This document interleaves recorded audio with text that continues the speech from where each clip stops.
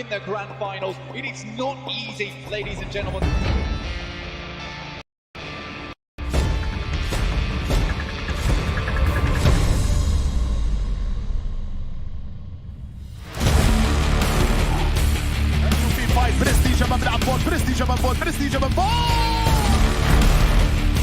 وفريق يلا ايسبورتس إصابة بتفوت على اللاعب بطل نوك داون.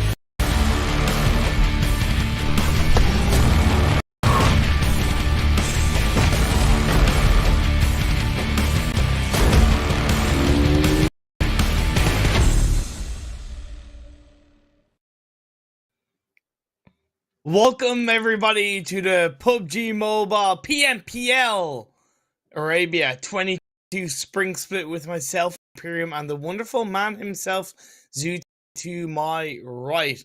The PMPL Arabia 22 Spring Split is brought to you by the wonderful folks over at Oppo.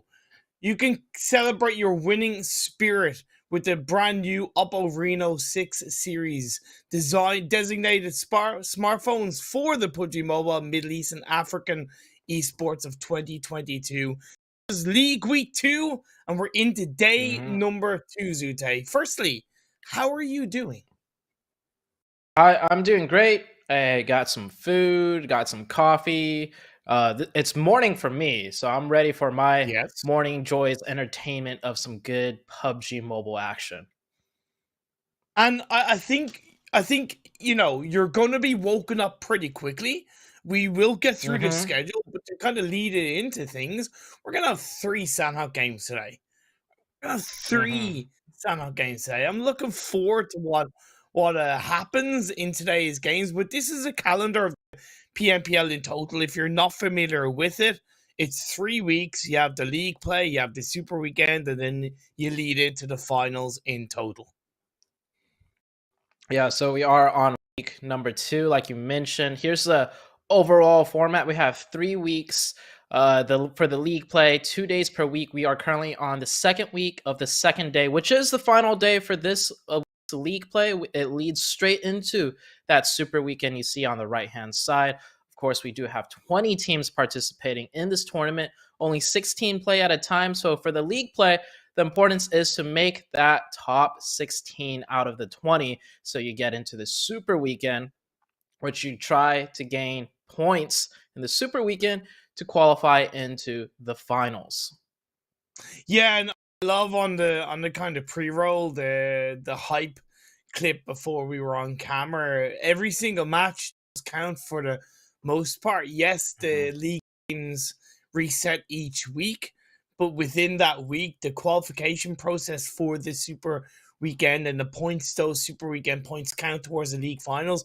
150%, every single game counts, and we've seen some teams struggle with it. We've seen some teams kind of finding themselves very, very dangerously low in the standings of the League Week 2 that may have qualified for the first super weekend, but really didn't get the biggest comfortable amount of points. And also think that in the super weekend, you have the $1,000 per chicken dinner. You want to qualify for the super weekends. Yeah, so just to put in perspective, the super weekend $1,000 per chicken dinner actually stacks up to a total of 45,000 just to be won over the super weekends. And there's 3 super weekends. And the grand finals into the PMPL, first place is 10,000. Rico Infinity, one of the top performing teams right now, they've already secured 5 chicken dinners in a super weekend. So they're already at 5,000. By the time Super Weekend 2 and 3 is over, I would not be too surprised if they have not secured 10,000 for themselves just in the Super Weekend alone. This team is looking so dangerous. And speaking about dangerous, Imperium, we've got a dangerous map rotation lineup coming for you guys today. Like you mentioned, we have 3 Sanhoks today. It's spicy, to say the least, right? Absolutely spicy. It means that ending on a Sanhok is technically kind of RNG heavy in terms of teams that really need to rack up the points coming into the final game of the day. And of course, with one group missing on each game, it's the teams in Group A that really need to think about that in their first 4 games, right? Because they're not playing in the last game. So KURD 12, 1 million. I think Team Falcons and YaLLa are generally pretty safe. But my point is, all the teams in Group A, if they're down in kind of 13th, 14th, 15th coming into the final game that they're not playing, it's squeaky bum time for them. So you mentioned, which teams are pretty safe, and the teams in 13th, 14th, 15th, and 16th need to be a little bit closer to secure their top 16. YaLLa, by the way, is in 15th. But to recap yesterday, the reason why we're not too worried about YaLLa is that they closed yesterday's last game in typical YaLLa fashion. They're looking, back on point. So they should be able to make that top 16. It shouldn't be too difficult for them. But there's always a chance. Even though, they did okay coming into today when it's like do or die time, and with 3 Sanhoks mixed in, I'm not too sure, what is going to happen today.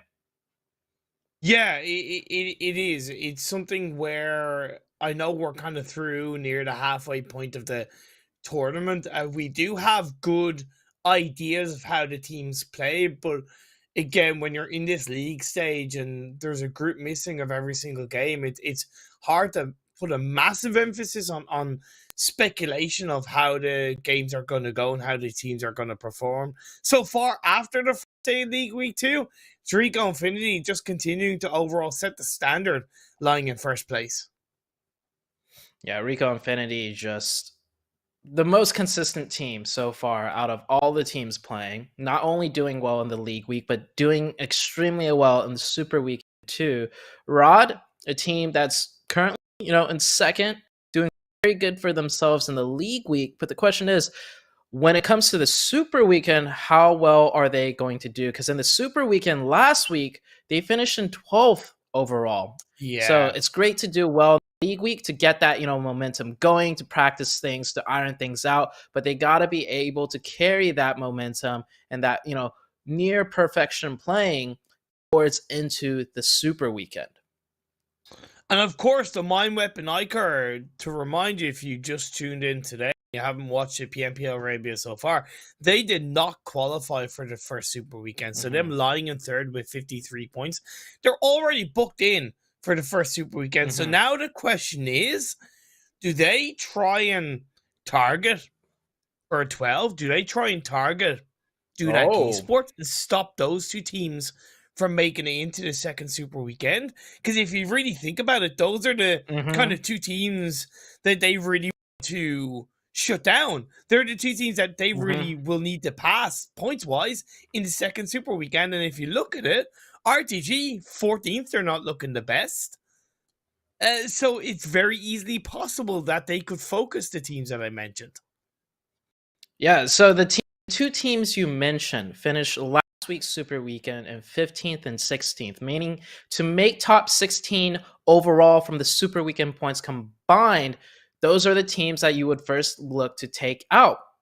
And with the Mind Weapon missing one super weekend, they could balance it out if they could gatekeep and deny those two teams that we just mentioned into this coming super weekend. And you don't even see them on the screen yet, because do remember, we have 20 teams overall, not just the 16 right now in the league week. So you'll soon see on this on the third page, that is exactly where the teams of Dunak right there and KURD 12 lie. So they're already not in the top 16. So if they do get targeted, they could very well not make it to the super weekend, which will be huge for the Mind Weapon iKURD to catch up a week on these two teams mentioned. Yeah, exactly. It's set up for them, right? And taking a leaf out of your region, back in PMPL 20, I think it's 2020, if I'm not mistaken, maybe 2021. No, it's 2020, right? Where Ghost or Temple Storm back then, they nearly didn't qualify. They were basically targeted from qualifying for one of the super wins, and that meant that they lost out on winning the PMPL league stage. Now, I know it's a different a little bit of a different situation, but my point is, it's there for the taking. You see a bit of a wounded animal, per se. You pounce on that wounded animal. So if I were the Mind Weapon iKURD, I'd go for it. Make your job easier. Don't leave it up to others. Seal the deal. They've already made it through. It's an interesting kind of play through for Dunak and KURD 12. I'm definitely surprised Dunak are performing kind of so poorly overall, because they're a roster of very experienced players that have found a lot of solid success across the MENA region over the years. Whereas KURD 12, I can see why they are struggling a little bit in these games. And with it being 3 maps of Sanhok, targeting should be even easier today, because the map of Sanhok is so small. You could quite literally just drop on any team you wish, and there is a lot of games of Sanhok have been played. VOD review wise, for the team of the Mind Weapon, they could easily target whichever team they wish to. And I honestly think they should, because as good as they are doing, right, they're for sure qualified. The only reason why they wouldn't is they want to polish up, you know, their own gameplay, their own strategies going into the Super Weekend, which I think is fine. That would be a good argument as to why they don't hot drop. But in the long term of things, if those 2 teams make it into the top 16, that means the 15th and 16th place team will get a total of 3 games in the Super Weekend, whereas the Mind Weapon coming in will only be able to finish off 15. Exactly. So that's a 15 games difference. You want to deny those 15 games from those 2 mentioned teams, especially since they're 15th and 16th, respectively, in the Super Weekend rating point. So I really do hope to see this happen today. Yeah, so do I. So do I. Of course, the first game of the day means the Group E games are not.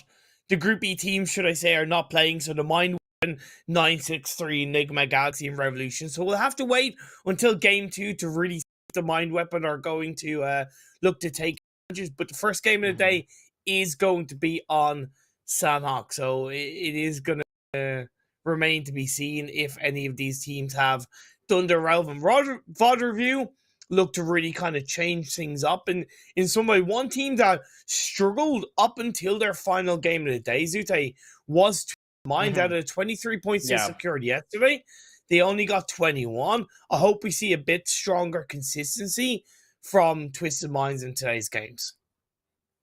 I think Twisted Minds will be okay, and we'll know very soon as we just head straight into the first match of Sanhok. This is the first of 3 Sanhok games today. I can't stress that enough. This is the first day that we've ever seen so much Sanhok being played. So many of these teams, they've had Sanhok under their belt here and there, but definitely not as often as the other maps we have seen. I will say, I think the Sanhok games have been some of the nicest Sanhok games we've seen it in quite a while. I really do believe that the MENA region have a very solid grasp of how to play Sanhok, and I don't think we've seen too many silly movements. Yes, it's benefited with circles such as this that are primarily on the mainland, but I've generally been very satisfied with how teams are playing this map. Imperium, we have 3 teams in Hot 10 right now. 2 teams in Pinon. No teams in Paradise. So, yeah, I don't think, like I said, we don't play Sanhok too often, and I'm pretty sure VOD review-wise, there was some overlap of teams not recognizing exactly where which teams drops where. So now we have 3 teams in Hot 10. So, yeah, to start off the day, a 3-way battle in Hot 10. Out of the 3 teams inside this Hot 10 city, 1 million Rad and Stalwart UAE, I would say Stalwart are the most at risk of not making it into the second Super Weekend. 1 million in 7 so far with 34 points. Team Rad with 54 points inside the top 3, but it is a knock on to Sadat. So that might be a little bit more heavily. Confirmation comes through for 1 million, and that's going to be a second knock against the members of Rada's ZT. Goes for the pre-fire shots with it. Teeny tiny little bit of health. He's able to clutch that off. That is literally 1 HP right there. A very clean lean peek with that Uzi, but the fight's not done yet. Stalwart's now coming into the mix of things, getting one knock to 1 million. 1 million still have 2 up. One of their players down to 1 HP though. Stalwart's timing this third party extremely well. And it looks like it's just a 2-man team of Stalwarts. The rest of Stalwarts is not even in this fight yet. But they use... Oh! Gas can explosion! Getting the knock onto the 1 HP player. Beautifully done by Van Kid. And they should know it's a 2v1. They should press this a little bit harder. But maybe they are worried about that third team that was in this hot 10 area. So I don't blame them for taking their time just a little bit. The 2 other players of Stalwarts still coming over, not in the fight just yet. They do get that revive. 1 million will reset to 2. The third player that's knocked, Jabali's giving information over. Lovely nade, perfectly timed from ZT. Gets a knock on the Van Kid and sends it to Boo down to about 10. So he's going to run away. Realize his goose is somewhat cooked if he hangs around for a little bit too long. The rest of Stalwart UAE are now starting to move their way up north from where they dropped into the Hatting compound to try and help give a level of support to the rest of their team. But at the end of the day, it seems like they most likely confirmed 1 player down. So Stalwart UAE are left with 3 players up. On a side note, Headquarters did lose 2 players off the back of 4K, and we see KAMIKAZE lose a player in the hands of one of the Iraq players. I feel like Stalwarts definitely... I don't know how I feel about that. I feel like they should have pressured them a little bit harder. They backed off just to a point where the 1 million side felt comfortable enough to line up some grenades. Don't want to hover in the middle ground. So if you're going to back off more so that you don't get a chance of getting knocked. And thinking about getting knocked, Rod, the last player surviving that hot 10 fight initially, did run off and managed to hide somewhere to pick up an easy elimination point. So I think that was definitely a planned camp right there. So I do like that by the Rod player. Down to 1, camp it out, secure elimination, and then just move on out of there. Headquarters, down to 2 members. This team has only secured 1 point out of the 4 games they played yesterday. So they need to have at least two really good games to try and make it into their first Super Weekend. Of the only 2 players at the start of the match, I don't think this one's going to be it for them.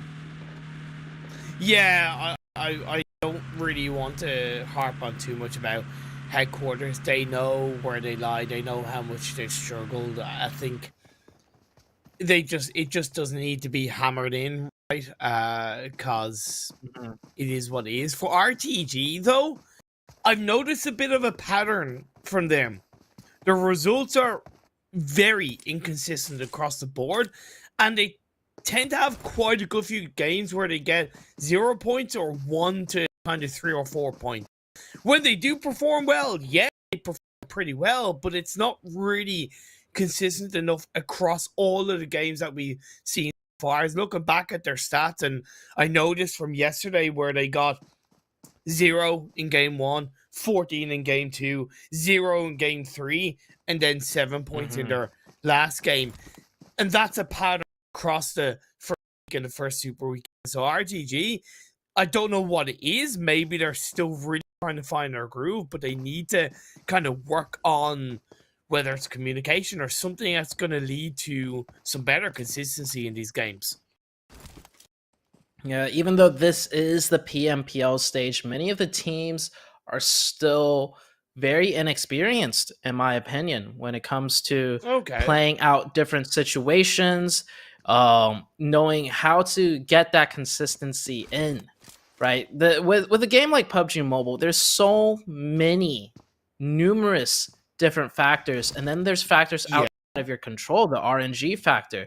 So to be able to finally get some type of consistency down, even if you're a middle of the pack type of team, that's a really hard step to do.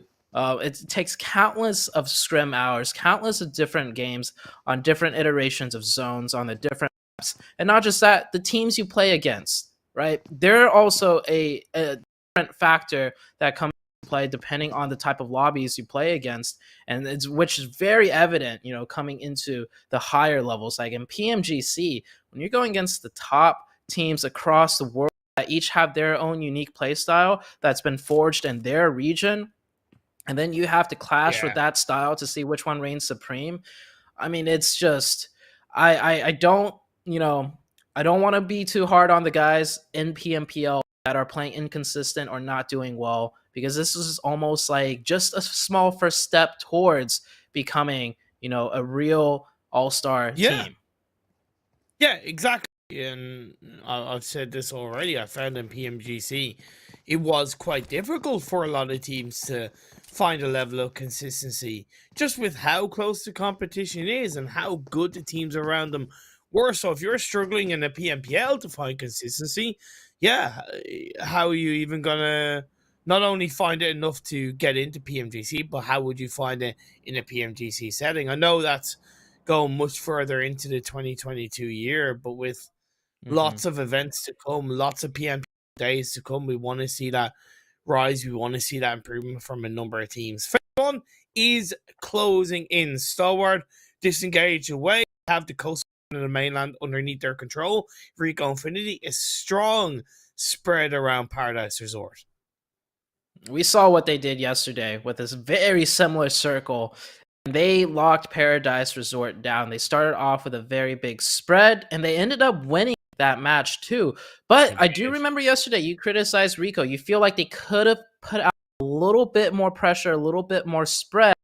So let's see if they decide to do that today, just to kind of test things out, because they are firmly sitting in the first place spot for that league week right now. So there is no risk at all for them to miss out on the Super Weekend. Speaking about playing split, the YaLLa team pushing into one of the players of Rico Infinity. Maybe we'll see that on camera very soon. And by the way, Twisted Minds is taking Nigma Galaxy's strategy right now, because Nigma Galaxy is not in here. So a nice little adaptation for them coming out from Sanhok, which I do really enjoy seeing. Cage were hanging around the bootcamp hill off the trifecta drop, and they rotated down into bootcamp. I don't fully agree with this. YaLLa, I believe, have lost the majority of the squad. They're down to just 2 as a lovely couple of shots from unknown to pick up one of the Triple D players. Is a knock that is played on through. However, Triple D do have the edge of the circle. It's not much, but it's the edge of the circle. Oh my god, what are you doing, Safe? Why are you driving into boot camp on the buggy?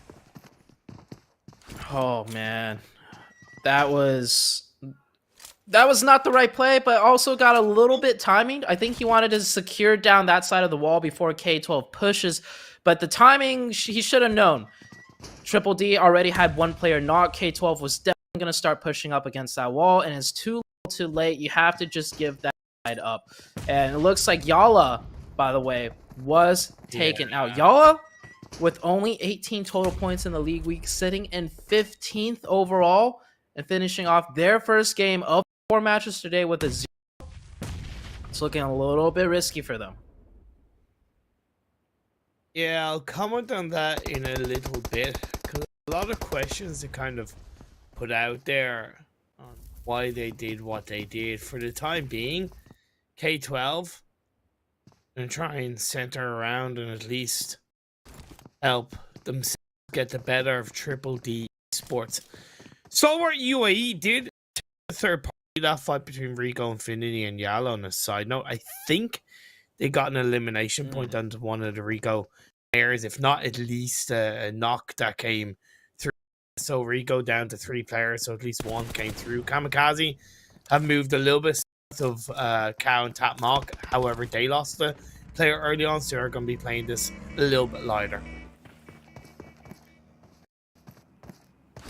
KURD 12 here.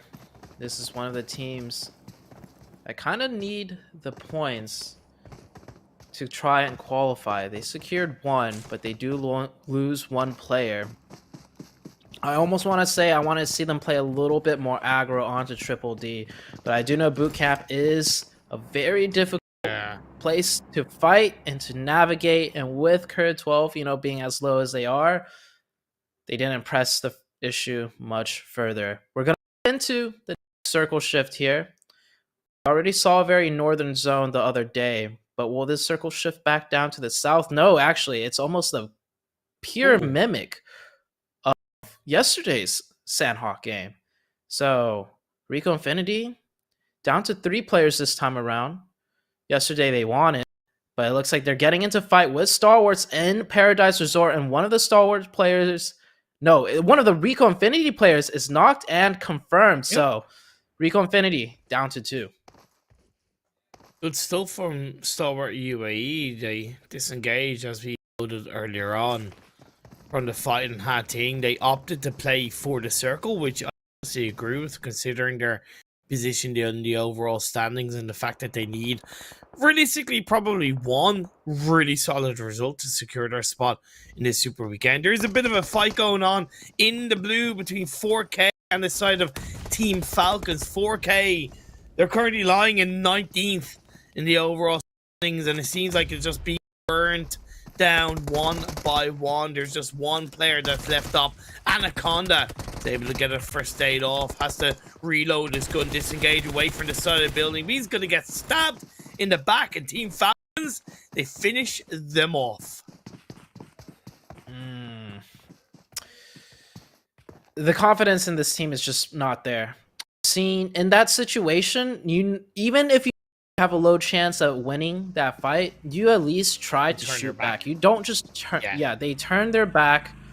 And did you see how much more distance he had to cross until he was behind the first hardcover? It was just that is just fear right there, and a huge lack of not just confidence, but just, you know, calm, keeping yourself calm and collected, and just doing what you can. So I'm not too surprised to see that team in, you know, such a low ranking right now in the overall league. It might sound harsh, but it's something's got. They have to have a mental change, like their approach. Like, yeah, it's a 1v3. Yeah, you're probably gonna get eliminated, but you gotta just, you know, fight back. Don't just make a run for it where there's like almost no chance of you making it out alive, anyways. K12, gotta be careful. They're going to interact with DDD Esports once again. They're following each other into the southwestern edge of the circle. Twisted Minds on the side note, still in the blue. They're making their way up to the northwestern island. 1million have actually gone for a botation onto the north coastal line of KAO, which I honestly respect. It's worked out. There would have been a risk there, but I gotta say, props to them. They're going to be on their own in the northern side of the circle. That was a good botation right there. This one worked out very well for them. Yeah. Meanwhile, Triple D still trying to gatekeep out KURD 12. This is why when earlier they were fighting in boot camp, I kind of wanted to see them press the engagement a little more, but because they didn't, Triple D will just constantly be one step ahead of them. Circle shifts back south towards the Paradise Resort area. Rokiss somehow knocked himself out the buggy, and I think the Twisted Mind players have just been shopping the entirety of Sanhok, because I saw them on the map super spread out, looting every little first aid they could get their little hands on. The circle shifted a little bit down south. It's on Paradise Resort and the hills to the north of Paradise Resort. There's a road pretty much dead center in the middle of the circle, so I'd say there's a pretty consistent north-south divide of this Phase 5 circle. It's going to make things very, very tricky. Breaching into Paradise Resort is at times easy, but it's also quite volatile because of the big walls that encroach into the space of Paradise Resort. NASR Esports on the very south edge of the circle. We see Jamas of Triple D using that third-person perspective. Gets a clean knock on the Bardashani on the outside of the wall. Those are accurate shots, simple, clean, pure. Because he knew that loot crate right there. There was a good chance that the KURD 12 player would try to pick up whatever scrap loot was left in that crate. And yeah, baited perfectly right there. KURD 12 down to 12. Or not 12, sorry, KURD 12 down to 2. Imagine KURD 12 having a 12-man right now. I bet that would make them quite happy, as Twisted Minds driving right into the zone right there. Remember, main strategy for Twisted Minds is the med strat. You can see Kato right there with 0 first aid kits, because they already passed everything off to, I believe, Dami. Dami will be the player doing the med strat. So Twisted Minds down to 1. They're pretty much out. But we could see them getting second place overall if they got the Nigma Galaxy strats down on lock. Triple D still taking shots at KURD. KURD 12 goes down to 1 unknown, trying to make his last stand. And Triple D do finish them out. With the help of Stalwart UAE on the northwestern edge of the circle, or northwestern edge of Paradise, should I say, that's going to be job done for KURD. But I don't think they had a bad game. I give them a couple of props, but maybe a little bit too slow to move into the circle. They allowed DDD Esports to get ahead of them in boot camp, and that followed them right until the very end. And that maybe shows why a domino effect of cleaning out a team early can be the reason why things are a little bit easier coming into the late game. Yeah, just being a bit more aggressive to pressure them, to make sure they don't just run ahead in front of you either, right? They could have easily kept the pressure in boot camp and had a player kind of scout ahead to make sure they trap them in or lock them in. But the next circle has shifted. We're shifting completely away from Paradise Island, a little bit towards the northwest. Looking at the northwest side, there's only like 2 teams in that zone. So many teams on Sanhok will have to fight in from all the corner edges of the map. Dunak find themselves as a full squad on the side now with 2 eliminations so far. KAMIKAZE, CONQUEROR trying to prone around. We see Rico and Finny go down. I believe NASR Esports pushed them. They were able to work them out. Good job by NASR Esports. RTG stepping up and gonna have to run their way into the edge of the circle. You have KAMIKAZE on that northeastern side. Rad are eliminated as well. Whittled down to 10 teams.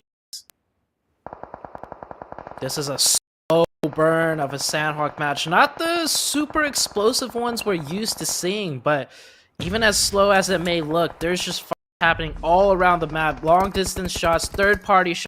Everybody's trying to push their way in. RTG forced to prone on their way in, as Dunak keeping 4 up, fighting their way in, clearing out the northwestern side of the circle. That's really good for them. NASR holding the south side. Dunak will lose that 1 player. And KAMIKAZE, the high ground on the north, they got to push down into the rest of the zone. Goes against NASR in terms of a circle shift, but they're not going to stop fighting to control this very southern edge of the circle. Good turn around from Hassan, plays it through and gets a kill onto a boot, and that's going to be Stalwart UAE taken out of this game. Still a great game for Stalwart UAE with 6 elimination points. NASR using that little roof side so well. That's going to give them such nice advantage into the coming zone. They don't have like the high ground in play for them, but they do have that rooftop. Dunak 3 will be able to prone into the edge of zone. I like how they're spaced out. They're keeping 2 players their back to provide supporting sidelines rather than having everybody just prone in immediately and limiting that support line. Gringo down to 1 HP. And runs away from the rock. Gets caught with a stray bullet. KAMIKAZE coming in from the north. It's looking like it's going to be shaping up to a KAMIKAZE versus NASR finish. I get what Dunak were trying to pull off in that spread, in that split, but feels like they took off a little bit too many fights. Twisted Minds down. Dami can't survive too much longer with those heals, and 6 teams are left up. RTG, J9, the last gasp chance for RTG. Grows of CONQUEROR is healing in the blue. Last of Team Falcons is healing in the blue. J9 gets found. He gets taken out. KAMIKAZE 5 eliminations and counting. KAMIKAZE with the man disadvantage, but with the position. Oh, just as I say that, NASR gets another one. They need that trade. Picking it back to a 2v3 situation. Trying to go for that confirmation. Oh, what is that player? Oh, no, no, barely no, making no. it down. Barely. My God. Hassan, I feel like he needs to start getting a little bit louder. I think he needs to try and shut down that. There you go. Just as I call, he stands up. He peeks. And he's able to find a knock. Dunak are eliminated. 3 teams are left. Realistically, this is a 2-team fight, though. As last player of CONQUEROR is healing in the blue. KAMIKAZE. He goes for the revive, but that's it. NASR just crouch on in and they take over 10 eliminations. And the chicken dinner, it's going to be theirs. There's nothing Groza can really do, Zute. Groza with 2 first aids left. CONQUEROR Iraq. This is not a team that we usually see med-stratting in Sanhok. So the fact that they came ready and prepared today, given the fact that we have 2 more Sanhok games to go, this is a very good telltale sign for CONQUEROR Iraq. They're adapting. They want to make sure, as Ragnarok nades his own teammate in celebration. But there we go. That is the team of NASR securing their chicken. And that Sanhok game was, like I said, a slow burn of a Sanhok. We're definitely more used to more explosive game endings. But with the way the circle shifted and we saw so many numerous teams resorting to that med strat to try and do it, I think the meta has kind of shifted, at least within this lobby. So it's not as intense as we are accustomed to, and that might be because we have 3 Sanhok matches today. Could be the case. Of course, we opened the game with a little bit of hot drop action, so once that was over with, there was that big lull of play. You're overall right, though. It felt a little bit quiet, and it was a really slow burn of the game. However, you gotta give props to NASR Esports, because if you remember, although Rico won the game, they did get rid of NASR in the previous Sanhok game. Different from NASR. They're the biggest team that learned from yesterday's Sanhok game and learned how to play in a more effective split, a more effective strategy. And when you consider the fact that they had to cross the road and they still crossed over, they still held angles of spread, it was so well deserved from them. Definitely. Another team that did really well was KAMIKAZE. This team did extremely well in the Super Weekend, right? And then coming into the league stage, I do believe they're 5th overall. So just keeping that consistency, keeping that performance up and running. And Dunak with 13, yes. CONQUEROR Iraq also with 13. That is a huge game for Dunak. They needed those points to break into the top 16 because they weren't even sitting in the top 16 yet coming into today. So Dunak, maybe not the team that the Mind Weapon wants to target. Yeah, exactly. Dunak, they took advantage big time, and honestly, they played on that West quite controllingly. Like I mentioned, maybe they bit off more than they could chew in trying to control KAMIKAZE's angles and NASR's angles, but I still appreciate the effort they pulled out. RTG, it wasn't a sparkling game, but 6 points are 6 points, and it adds to the 21 in total they had coming into today's games. For 4K Esports, though, KURD 12, and of course Headquarters, and even YaLLa, it's a very rough start for them in day 2 of League Week 2. YaLLa looking a bit shaky right now. Not the best of starts, but it is an experienced team. I don't think they've been under this much pressure, though, as far as, qualifying for a Super Weekend. So we'll see how that shakes their resolve. KURD 12 with only 2 points. That puts an even bigger target on their backs for the Mind Weapon. And we keep talking about the storyline, but we're not even sure if the Mind what their game plan is. They might not be looking at the results of other teams at all, and they're just going to do their own best into the Super Weekend by just focusing on their gameplay, what they want to do for their own plan for the second day of the league. So we'll see very soon in the second game coming up. I do believe both these teams may be playing in the same lobby because we do have alternating groups, which does, kind of throw a loop into things for some of these teams. Yeah, and that's the thing. The iKURD technically have they've two options in today's games. They can use the 4 games they have to practice their own strategy, practice their own play styles. It doesn't matter if it's Sanhok majority maps or not. They still have the 4 games to practice, to prepare, to find different movements, just to find their feet a little bit more coming into the second Super Weekend. Or they have the opportunity try and shut a team down. So the question to you is, if you were in the Mind Weapon iKURD position, what would you do? Would you target, or would you use the opportunity to practice? I would definitely target.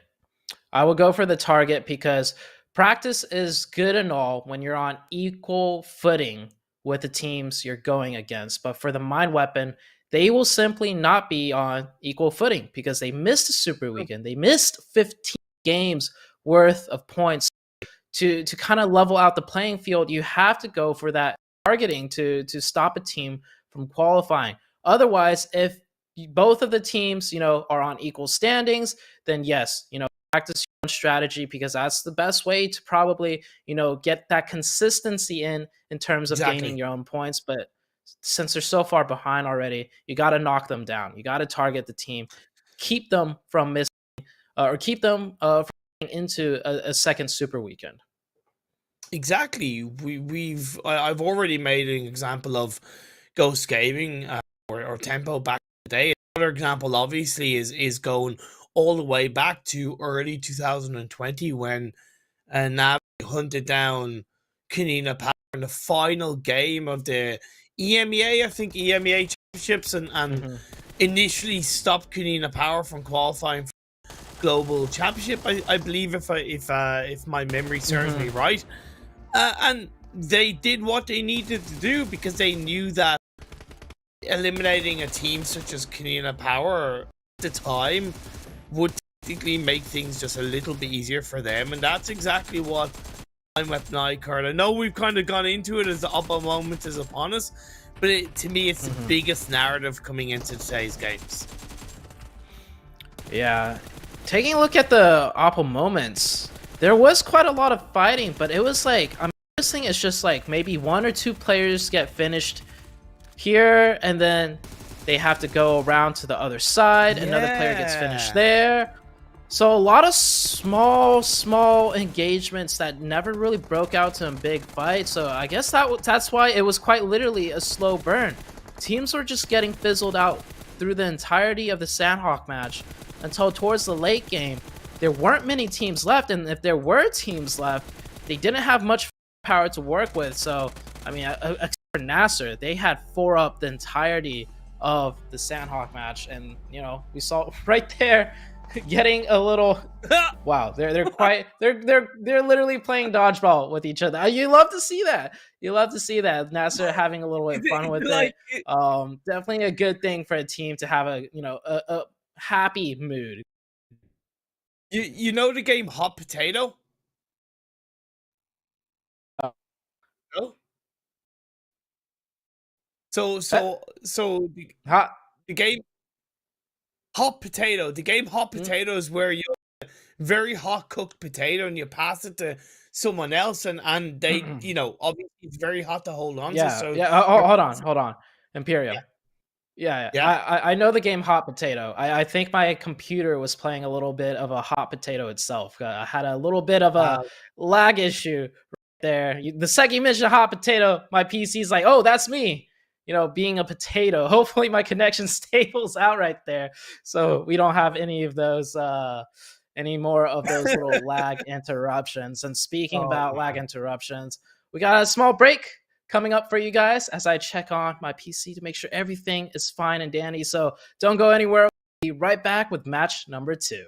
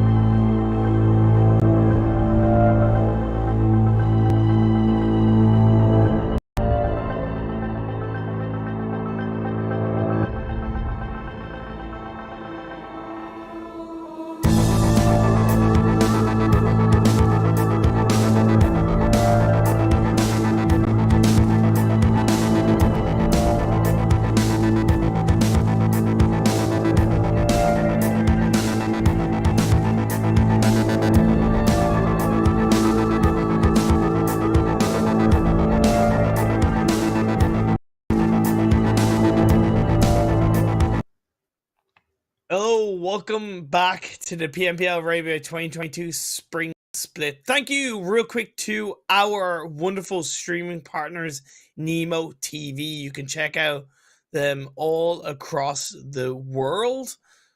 Head on over. You can find all the mobile action on Nemo TV. As well as that, find us on social media and join in on the conversation at hashtag PMPL. Follow us on YouTube, Facebook, Instagram, Twitter, and of course, TikTok. Don't be afraid to tag myself and Zute and let us know what you think of the game so far. Zute, what do you think of the first game so far? I think the fact that we started off the day with a Sanhok versus, the typical Erangels, it kind of did affect the way the teams play. Like, we saw they weren't, to put simply, warmed up yet. There was not many just straight on dedicated fights. There were a lot of kind of scraps where we lose a player here, we lose a player there. And it wasn't like a lot of explosive 4v4 fighting. And another thing is we saw 3 teams drop in Hot 10. So with the fact with this group in particular, like this rotation of playing, I don't think teams were really expecting or knowing exactly where everyone dropped either. So we had that interesting altercation for the start of Sanhok. But it being, a Sanhok day and we're going into an Erangel, I think by the time we hit the 3rd match of Sanhok and into the 5th match of Sanhok, we're going to go back to seeing, more of a decisive type of gameplay from teams on the map of Sanhok. I can tell you, even though we don't have the overall standings to show you at the moment, Dunak have, for the time being, jumped up into the top 16. They still, of course, 3 more games on theirs to secure their spot, but it's a good start for them. With a new game, we're going to have Group D not participating in this second game of the day. That means Rico, Infinity, KAMIKAZE, DDD Esports, and Stalwart Esports UAE are out here, and it means, of course, we introduce the Mine Weapon 963, Nigma Galaxy, and Revolution. So once again, the main narrative, the main story of the day, what is the Mind Weapon iKURD going to do? Hot drop? A little bit of spiciness? Take down Dunak, maybe? Take down iKURD? Take down even 4K? Or will they just play their own game? I want to see the ladder, man. I really want to see the hot drop. I want to see that fight for the Mind Weapon to be like, hey, we're taking you out. We're going to this super weekend. You're not.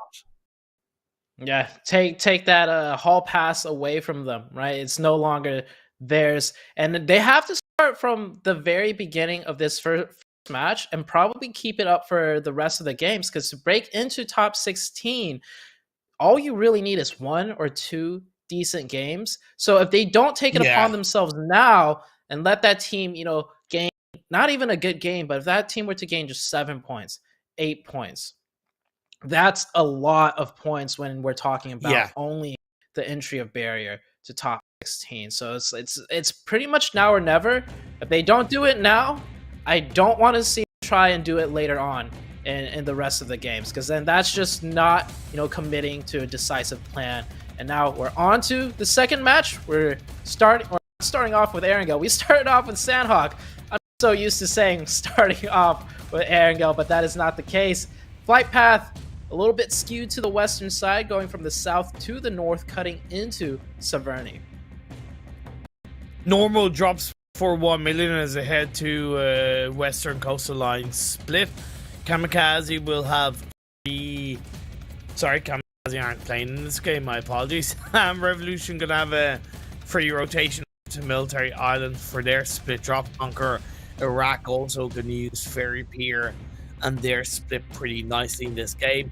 Interesting to see how Twisted Mind are gonna play on their drop, because it is always a little bit trickier when it's on that western plane path and you like to farm. I think what's good for them is that Stalwart UAE aren't playing in this game.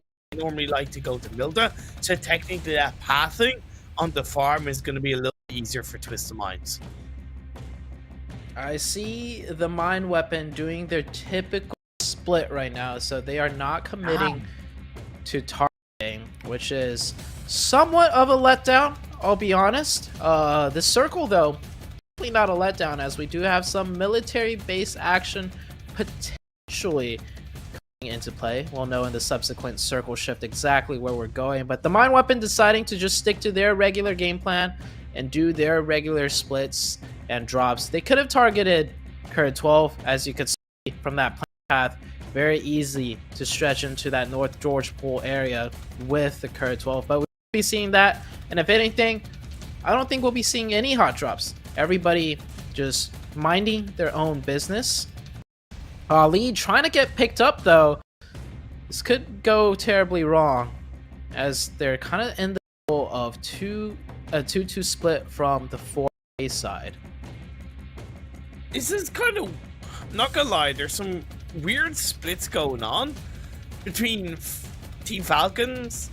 They know the RTG like to kind of go for that split drop around Rotok Yasnaya. 963 as well. Their split is really interesting. Two of them in Potato Hill, and the other two around kind of the east of Rostock / school and apartments. Luckily, all teams have survived, but I've just found it a little bit weird that we've seen some unorthodox splits in this game so far. Yeah, I'm just as puzzled as you are looking at the mini map. The plane path was kind of heavily skewed to the western side though, and dropping for cars going towards the east, especially around like the center of the map, gets a little bit tricky because you don't want to drop, in the school area for a car. You don't want to drop too close to Pachinki for a car. And that does mean, and including Rozhok too. You don't want to a car around the Rozhok area because teams commit to those areas for loot, for weapons. So you're kind of forced to stretch even further, and further past that, there's like just very limited car spawns. So I think that does explain why there's like that initial weird splits from teams trying to stretch towards the eastern side for vehicles. But everybody does make it safely to where they want to go. We will start off this Erangel match with 64 alive, and I don't think anyone's going down for the next couple of minutes. Everyone just looting their merry way. But the rotations out of these teams, there is a question mark there because we have a western plane path with a very eastern circle. Anybody can try and take advantage of those two opposite things for quick rotation to get more center on the first circle. And center on this first circle is actually kind of important in Period because we do have a potential military base or the main island finish. If you could secure an option route now, that would be great. Well, Twisted Minds, they loot around farm areas, so they're primarily in a good position to lock down the central area of this phase one. A bit of adaptation from a couple of teams in their drop spots with Group D not in this game. So Rad have gone to Severny, normally held down by Rico. 4K have gone to Gaka, normally held down to by KAMIKAZE. Let's see how this game works out for both of these teams. We've played so many more Erangel games that, the teams are much more familiar with each other's drops on Erangel and filling straight in, whereas on Sanhok, we had 3 teams fill into Hot 10. So the map order and the amount of games we play on each different map is affecting the teams. NASR, I'm looking at the mini map right now, have a 3-1 split. One of the players still left in the school apartments area. The other 3 heading kind of close to the bunkers already. Maybe, I think they're just trying to secure an extra vehicle, as I do see the rest of the NASR players heading back to school apartments with 3 individual vehicles. If you could have level 3 helmet or level 3 vest in game, which one would you choose? Ooh. I've never been asked that question before. That's a really good one, actually. I would have to go with the level 3 vest. I think most close-range fights do end up, your vest gets targeted more, including long-range fights, too, like with the sprays. Players are definitely more keen on spraying at the body since it just has a larger hitbox. So I pick the vest over the helmet. What are your thoughts on that? Obviously, I try not to apply too much context, but I would say level 3 vest as well for the same reasons. Suppose if you're going deeper in a more competitive level, I would probably pick level 3 helmet because I think more competitive players are able to target the helmet a little bit more accurately, right? But generally speaking, yeah, I'm with you. I'd go for the vest. Yeah, as you do move higher tiers into the competition, even in close range, players have a much better crosshair placement for that headshot. So you're more likely to get headshotted. But even when I was competing back then in those close range fights, I would notice it was mostly my vest that would get damaged. It might be different now, you know, as the years go on, teams do get better and better mechanically, and they do start forming better and better habits when it comes to, you know, taking certain engagements where they put their crosshair. And for the people that don't know what crosshair placement is, it's quite literally just wherever you're aiming, you have a conscious effort at aiming at the head level before you see the enemy and before you take that close range engagement. And it's very applicable to TDM. You know, TDM angles, you know, just very dead set in stone. Players get very comfortable knowing exactly where the head level is, but that can also be applied into these competitive games as well. And the highest players of the highest calibers will be able to utilize that pretty effectively. Dunak rotated away from South George. They've gone on to the South Pachiki Hill, so good rotation. YaLLa were in a little bit of a similar time frame on their rotation, but they've generally been able to avoid each other. Still 0 casualties in this game as teams start to rotate into a bit of a deeper centralized circle position. Wouldn't be surprised if we lose 1 or 2 on rotations. Many teams coming in from the west and the north here, all circling in. As the second circle shift will come out on your screens, will this keep military base in play?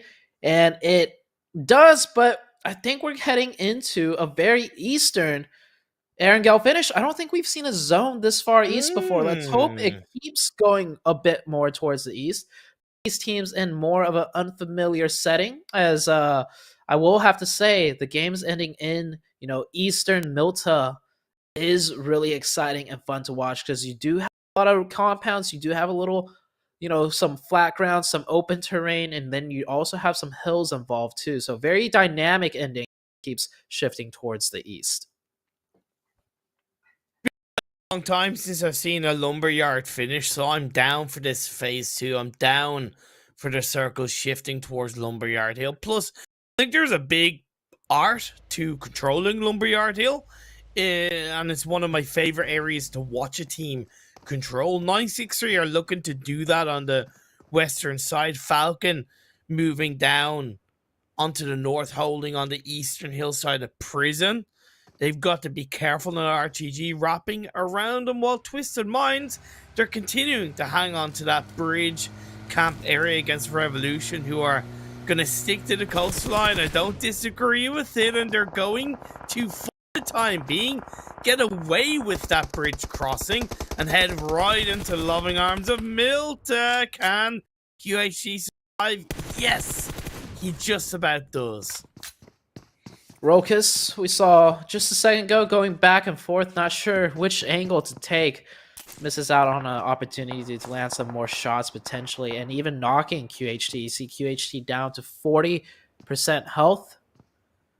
Twisted, they won't rotate off that circle shift. They feel comfortable just enough holding down this bridge area, even though military base, not too big of a priority now.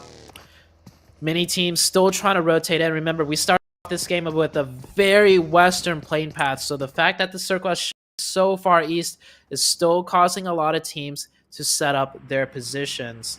And as they're doing this, we might just see the third circle shift come out before everyone's even settled in to this new circle.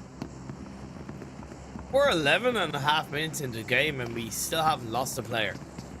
It's going to be the longest game so far, longest period of time in the game where we haven't had a fight break out, or we haven't seen anybody go down in a game. And this means that obviously it builds up. It's going to build up. Teams get closer. The circle shrinks. The pressure is going to lead to a little bit of an explosion. I really like this rotation for RTG. I said they were wrapping around Falcon Esports is east of Prison Hill area, and I think this is a great part of the Lumberyard to hold down. Lumberyard, like you mentioned, a very strong position to have. An even more difficult position to break into if the circles were to shift up. And yeah, we haven't lost a single player because I think all the teams realize such a Western playing path and such an Eastern circle, rotations are priority right now. No team's really wanting to slow down the rotations via the means of taking a fight. So even some of the more aggressive teams just focusing on that rotation. Next circle comes out and oh, we didn't go further to which I would have hoped for, but a dead center circle shift? I don't mind that either, as teams start to congregate even closer to one another.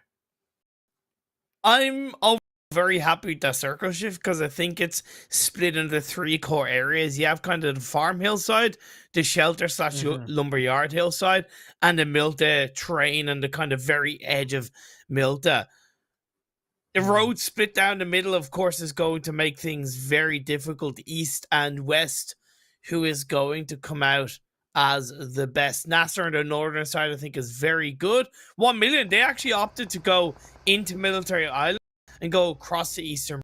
It might work out for them. However, there might be that little bit of lack of information with Twisted Mind still holding on to Bridge Camp. Still not a single player being eliminated yet. I'm betting at the 15-minute mark, we'll see at least one player go out. But there's a good chance, as I'm looking at my mini-map, that everyone's going to be able to settle in here without having to be forced to take an engagement. I'm talking about being teased. Oh, we're hitting the 14-minute mark. Oh, and there's the first knock in the game. Falcon getting one onto the 4K side. And Falcon, since they're holding this edge, I'm pretty sure they want to keep their backside clear as a third party comes into by Headquarters. Headquarters really need the points, securing only 2 points in the total of 5 games. And if there's a way to secure some nice points, it is via the means of a third party. But does Headquarters have what it takes to pull one off? I don't think so. You see on the minimap on the right-hand side, they're actually going to be disengaging from that. And so, yeah, just one elimination. And that's it. We're about to hit the 15-minute mark with only one elim. Imperium, I think you have your work cut out for you towards the late game, because we're going to be in one hell of a game today on this Erangel match. I'm just going to... gonna wait out. I'm biding my time. I'm hoping that my voice is going to stay alive for what's about to come on through. Dunak in the western edge of the circle, a good spread across the roadside. K12 might be getting too close to them. They have pushed YaLLa away more into the farm hillside area that's held onto by Nigma Galaxy. I like that Nigma Galaxy is sending Freak onto top of the hill a little bit further up, preparing for the circle shift, and it centralizes quite nicely. Ooh. Once again, the road is in the Milta. The road is in the middle. My apologies. The Milta is still in play. Goes to farm hillside. Yeah, the farm hillside and the very high grounds of Milta Northeast is in play too. So, like you mentioned, 3 core areas, and these 3 core areas still in play, but it just shrinks a little bit. Teams are definitely now forced to fight each other as they try to break into the ever-shrinking circle. 12, some nice shots in onto Dunak. Both of these teams towards the bottom of the leaderboards, except Dunak, having a better game on that last one. Not the better position, though, as they're being gate kept out from getting closer into the next zone. Gringo of Dunak in the blue. I think it's one of those things where Dunak, the spread wasn't too bad on the roadside, but it was a bit too linear, right? They've allowed K12 to wrap around. They should have covered a bit more on towards a northern hill, in my opinion, and now it becomes very difficult for them. The blue zone of phase 4 as well, going to start to close in an unknown. A K12 picks up Isawi. This is also the kind of team fight that K12 needs to win, because it's against a team that is fighting for their spot in the Super Weekend, and desperation comes out to play for Dunak as they try and dip in towards the farm buildings, but there's teams waiting for them, and down Dunak go. They bite the bullet. That rotation was not a good one. Straight through the middle of so many different teams. Well, of course, maybe they weren't expecting this many teams and players alive this late into the game. Dunak, the only team eliminated. All other teams, if they are taking any casualties, they've only taken one. So a lot of teams still up with quite a few players on each of them. Mine's doing a 3-1 split. I see Kato all the way down south, still holding that Milta area, but he's holding a compound that provides oversight onto this toll booth location. So I actually really like this 3-1 split. It's a haven't seen this one before, but I think it is beautifully done. Exactly. The bold move, Cotton. Let's see if it pays off for them. I think they're being very proactive on this toll booth area of the road. They got to be careful. They could get attacked, engaged upon by either side, so covering both angles is important. Having that oversight might be able to allow them to get just like 2 to 3 extra seconds of information, which they'll be able to react to. Nade being cooked by Caliga. He throws it out, moves back away. Good movement by KONQUEROR. Doesn't hurt to throw an odd nade here or there, just to slow the team around you down. But that's going to be a couple of shots on Kato. Yep. The off-angle support player does come out and is an impact. Yes, I love that setup. Makes so much sense, and to see it come into action, providing that cover was great. As pushing on into zone, I think they were trying to somewhat full send Revolution, but getting caught mid-push, so Rod will lose some players in the circle while we're heading into a southern Milta circle. Want to see it, what Twisted Mind here does. They definitely can't hold that big of a split. Well, maybe they can, but it looks like they're going to group up as the rest of the fights all start breaking out on the northeastern side. NASR taking a huge one with RTG, and RTG are eliminated. NASR up to 5 eliminations and losing only 1 player. Good stuff by NASR Esports for 4K.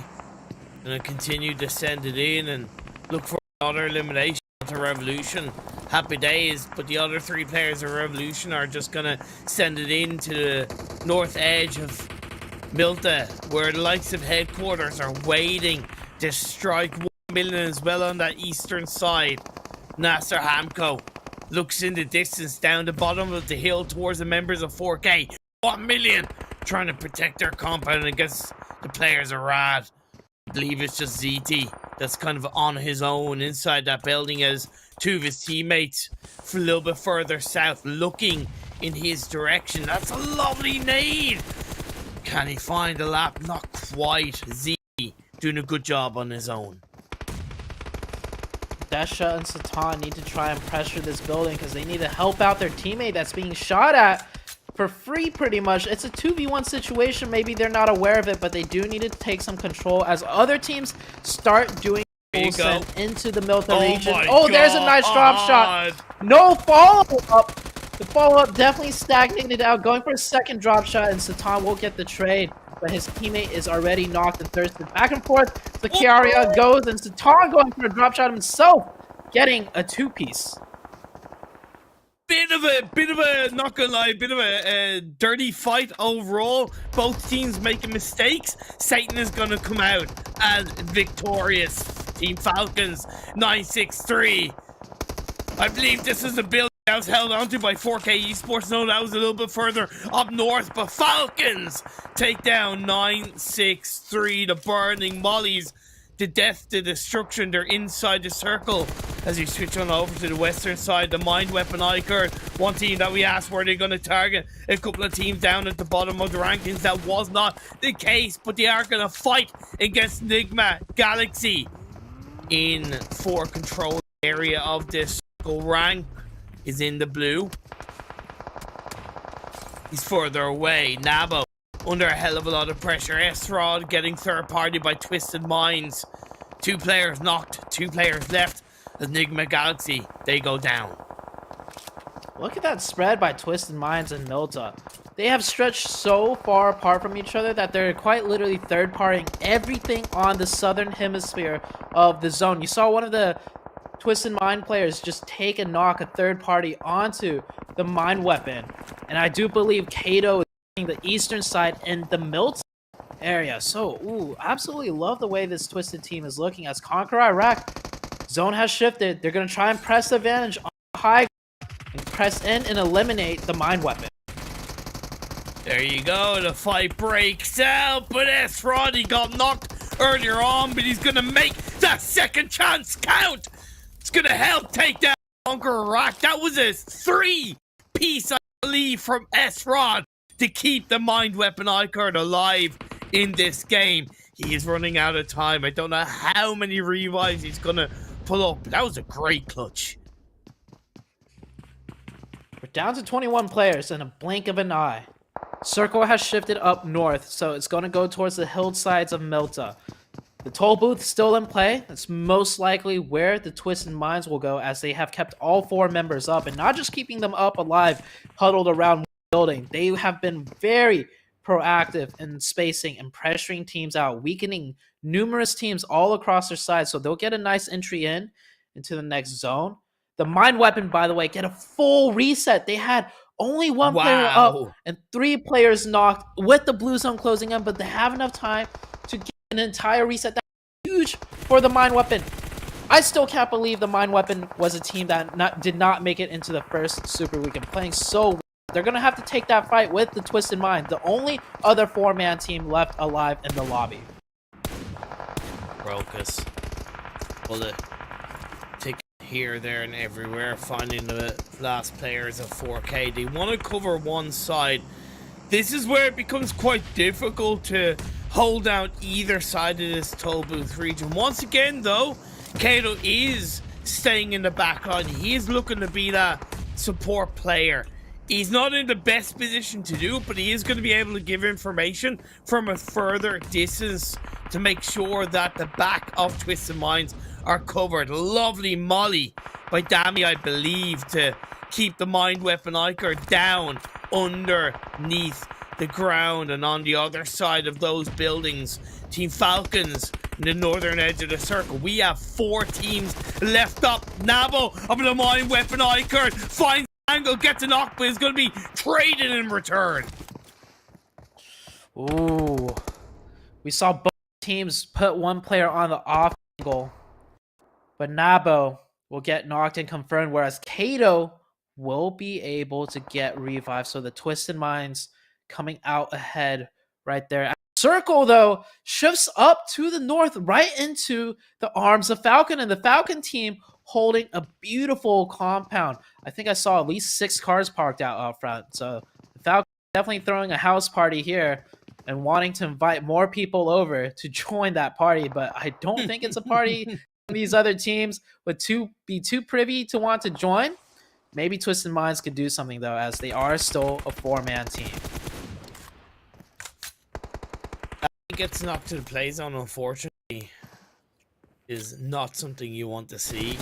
Leaves the Mind Weapon iKURD as a duo, and Team Falcons going to help the members of Twisted Minds to help get rid of the Mind Weapon iKURD. We have 3 teams left up: Twisted Minds, Falcons, and Headquarters. I believe this is the very first game in which Headquarters is at the late stages of. Good to see. Oh, yeah. A big journey ahead in the final games of today. I mean, they've secured only, I think 2 points in 5 games. Maybe 3. So, yeah, definitely their best game yet. All regular league week long. So it's slowly starting close. Twisted Mind has vehicles and smokes to work with. There's not much cover. It's all flatlands. Maybe they have enough to stall out 1 more zone. Or are they going to commit for that full send push? They are indeed going to commit for that full send push. Oh, they got to be careful, though. And they connects onto Rokus. Keeping 1 player in the back line is positive, but Vigor sends it in. Dami is going to take down Never Alone. Yusef jumping out of the building is be a positive thing. Will headquarters look third party? No, they will. Yusuf finds another. Fingers goes down as well. It's gone horribly wrong as Twisted Minds are left with just Dami left alive. Headquarters on the other side. Gonna look to get the revive up onto their third player. It's gonna be easier said than done. Rokus. There you go. Out. Like I said, Twisted Minds left with just one player up. Falcons. They have just a duo. Headquarters got zone. Imperial. Headquarters got that new circle shift. I think they're They right do. in zone. And look at that. They have a small ridge line to work with too. The Falcons have to take out Twisted Minds Dami. And that's this. Oh, okay. That's a clean one. So we're down to a 2v3 situation. But hold on a sec. Headquarters is actually pushing. And one of them get knocked. It's a 2v2. Why push? Why push when you have the circle? You have the dip. It's so vicarious playing in towards the side of the building. However, we've got to give respect to headquarters, right? So many other teams will play a little bit passive. It might be calculated passiveness by headquarters. They're looking at this going, we're not used to this. We're not used to being here. But look at last on the roof of the building. 9,000 IQ play. Will he jump down and get the backstab? His spidey senses are tingling. He's also able to distract players of headquarters, confuse them a little bit, make those audio sounds and make headquarters wonder exactly where they are. I thought Yusuf was going to head up on towards the roof. I think that's going to be the case. Phase 8 is getting towards the end. Come on, Yusuf, you can do it. You can do it. I believe in you. Make it up on towards the roof. Well, headquarters, they gone to the side of the building, but they haven't really done anything about it so far. Now on to the comfort. Nice play by headquarters. Galby moves around, takes a bit of damage. Enemy turns around and gets Yusuf. 1v2. Last is going to be in the moment. He's going to get one knock. One towards the V1. He's going to cook it up. Team Falcons with the chicken dinner. Oh, dang. I saw what headquarters was trying to do there. Their player was stuck in the room. The other player was going to go for that flank, but the heads up thinking by the one remaining Falcon player is a 1v2. He juked that out. He pressured the small room and went back to the doorway, caught the other player by surprise. The other player was not expecting that counter push, did not have his gun ready. Well, he had his gun ready to shoot, but you saw there was a split second hesitation to let the firing go off because he was expecting to get a clean flank in. And of course, when it came down to that 1v1, the reaction, the speed of that flick back onto the window does end up giving the Falcons that chicken. And headquarters, I think that was I respect that. Like you said, yeah, they felt they had an opportunity to third party. They knew there was, at least one other player alive from the third team that was in the mix of things. And it was a 3v2. They went for it and they almost won. They almost clutched it out. So maybe in another game, it would have worked.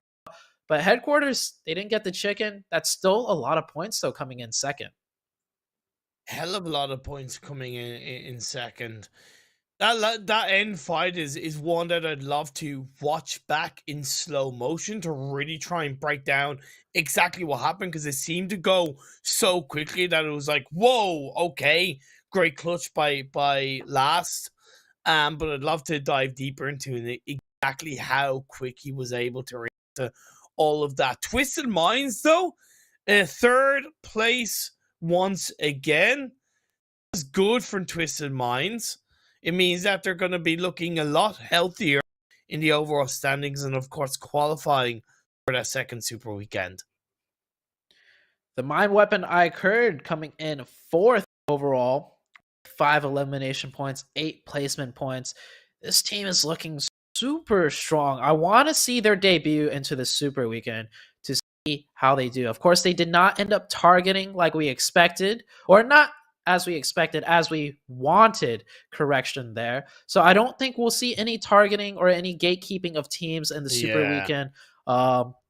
Not for this league week. Maybe the next league week when we're coming down into the last and final Super Weekend, teams a little bit more inclined or pressure to do something if they're in a position to do so. But either way, Mind Weapon focusing on their own game, This is their first game of the day. They sat out the first one, and they finished the first one with a 13-point, 13-point game. So the mind weapon.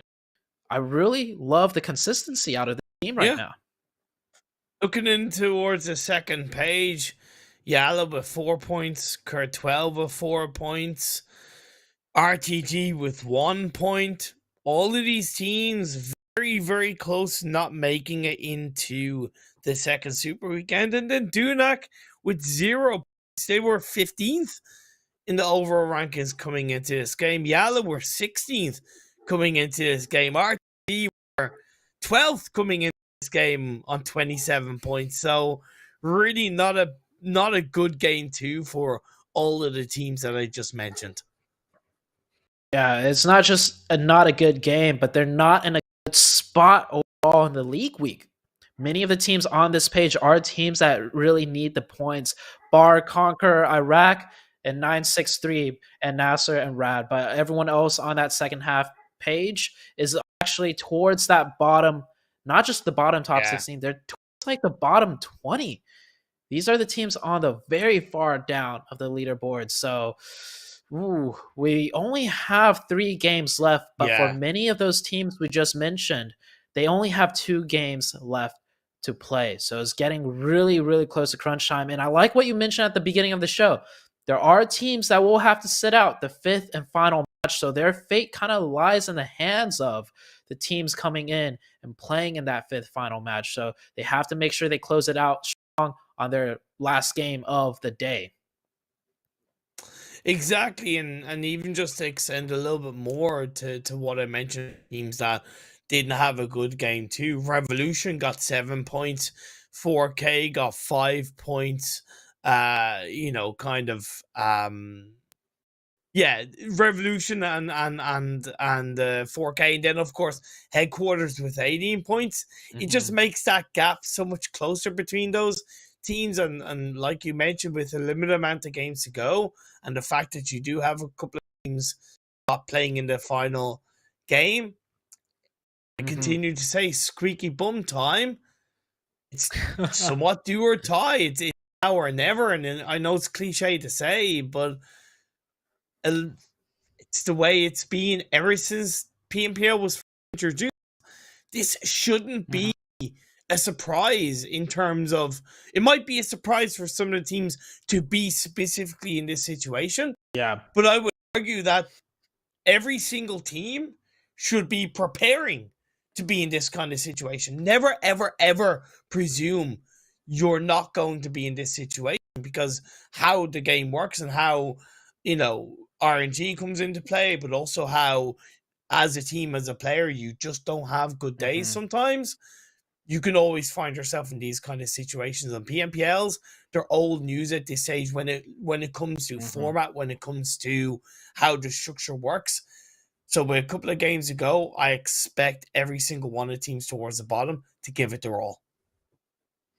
Yeah, not making top 16 is something teams really never consider, as we have some of the open moments on your screen. But to elaborate on that, right, this year the format's a little bit different as far as the esports ecosystem goes for the teams in PMPL. But all the years leading up prior to these PMPLs, right, teams literally had to make at least top 8 or top 5, somewhere around that region, to qualify into the PMPL from the previous stage of like the PMCO.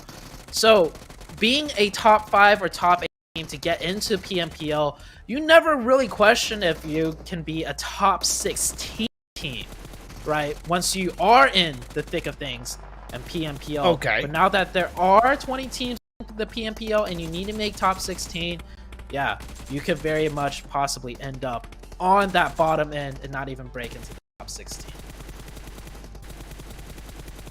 Just kind of looking at the tail end of this game once again in the up-bow moments, a fight between Headquarters and Falcon.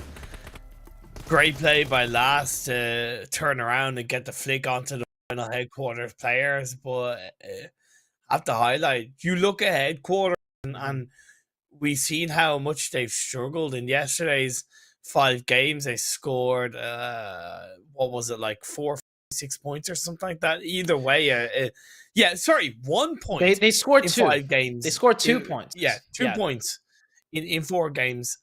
So to see that kind of performance, I think overall is really positive in terms of that they're just not giving up, and you will not want to give up on what is going to be coming up, as we still have 3 more games before that. Head to break. We'll be back for the second Sanhok of the day.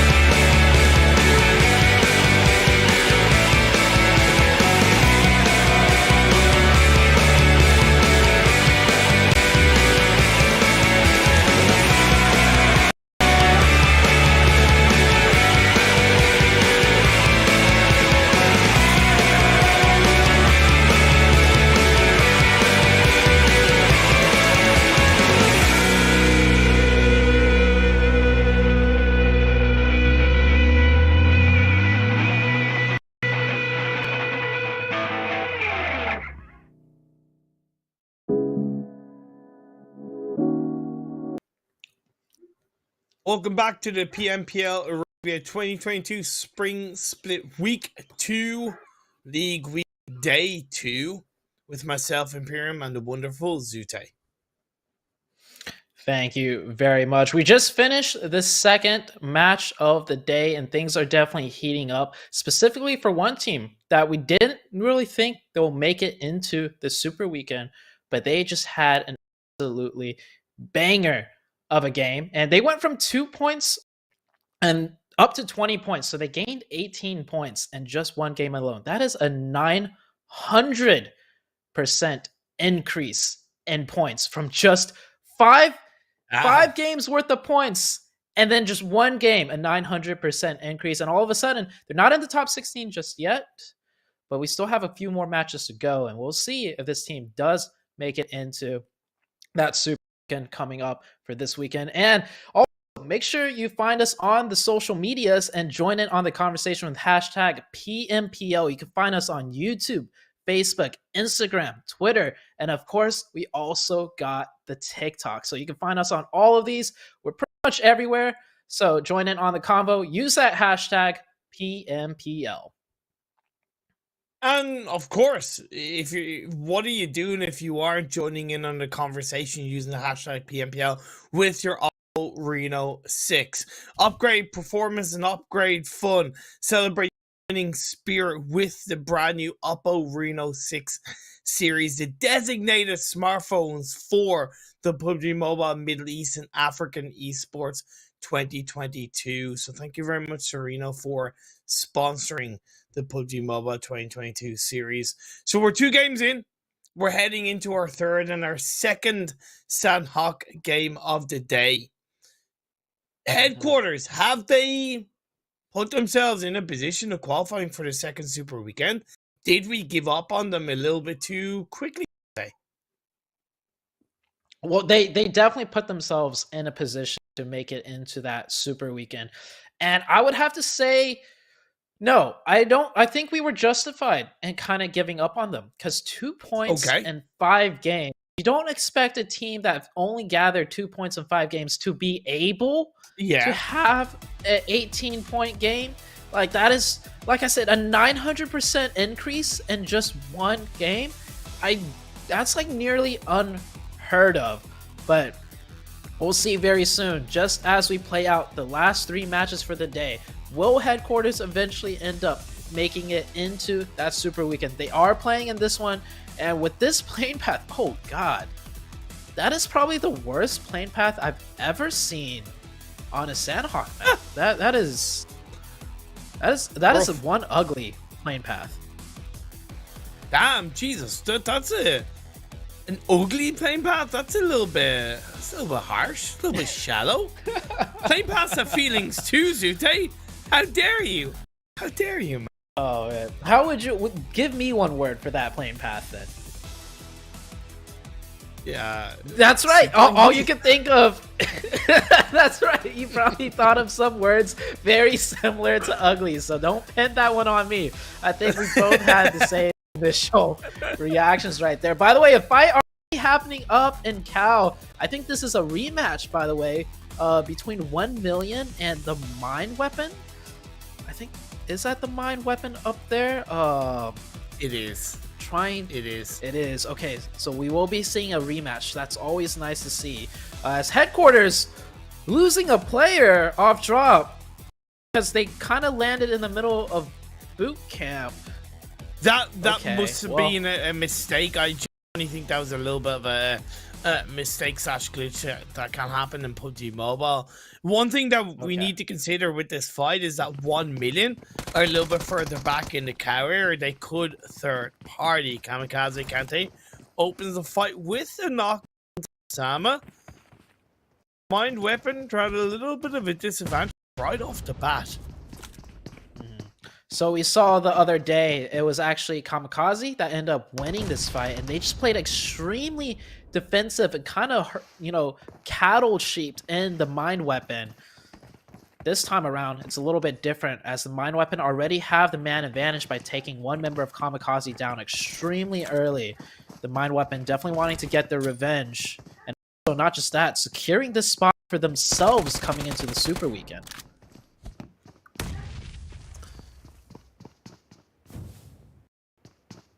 Has been a little bit of a turnaround for members of the Mind Weapon, as they've not only got to revive onto their fallen comrade, but have been able to trade this Kamikaze now down to 3.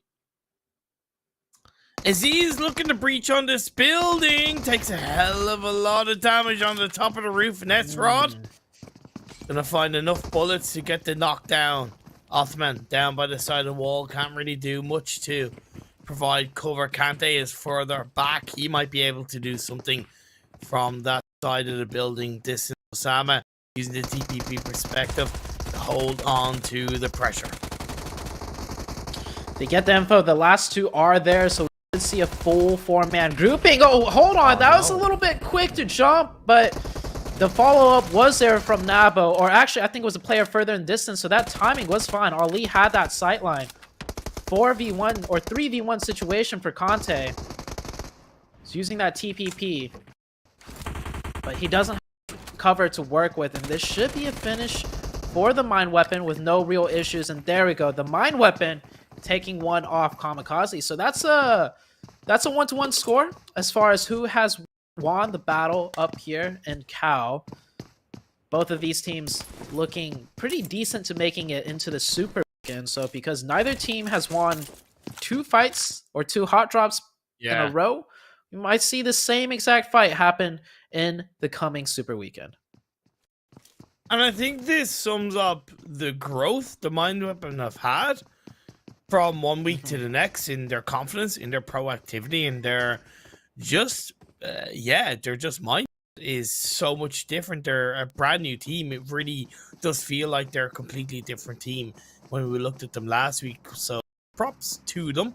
As you look at K12 moving up to Bootcamp Hill, they should have a good idea that the likes of YaLLa Esports did drop in Bootcamp, so they might be able to get a little bit of suppressing shots on them. Phase 1, by the way, we haven't really talked about so far.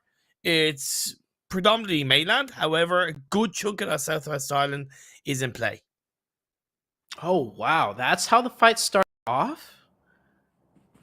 The Mind Weapon got a knock from an off, angle drop. So Kamikaze did this yesterday too. They had one player drop kind of further away from the city and kind of get that, off angle setup position, which caused Mind Weapon so much issues. And to be able to catch a player that far away with a barrel iron sight, amazing shots out of the Mind Weapon. And you were saying this team looks completely different. Well, I did some time traveling. I went back through the scores of league play week 1. The Mind Weapon iKURD finished last week's league in 19th overall, gathering only 35 points in a total of 8 games. That's a little below the average of 4 points a game.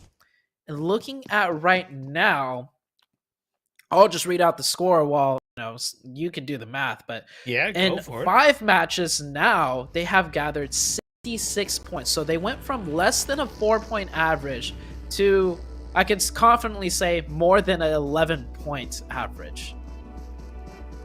Yeah, that's some big improvements. That's to the moon levels of improvement from the Mind Weapon iKURD. So good to see. 1 million on the North Bootcamp Hill is very good.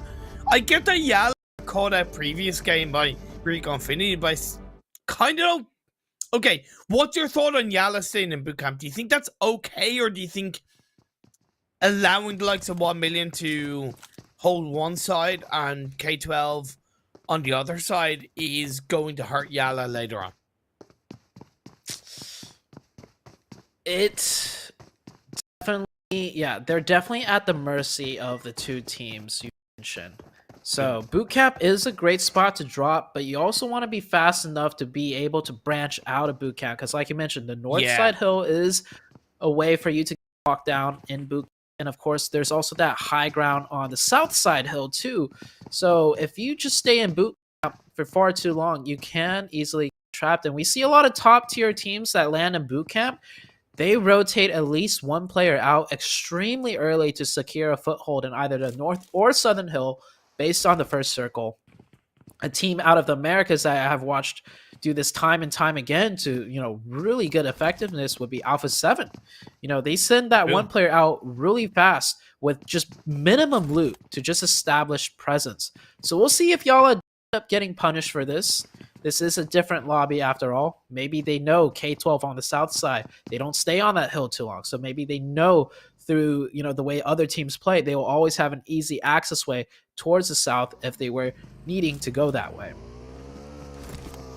I think the best that YaLLa would like to see in a phase 2 shift is either massively down south or kind of massively up north. That boot camp is in the center of the circle. Anything in between will make things a little bit more difficult for them in the next phase. Rico Infinity, a little bit surprisingly, going quite deep in the center of the circle, just around on the east of the Black Hole Hill outside boot camp. They normally hang around Paradise, at least in the early couple of circles, but I appreciate this proactivity.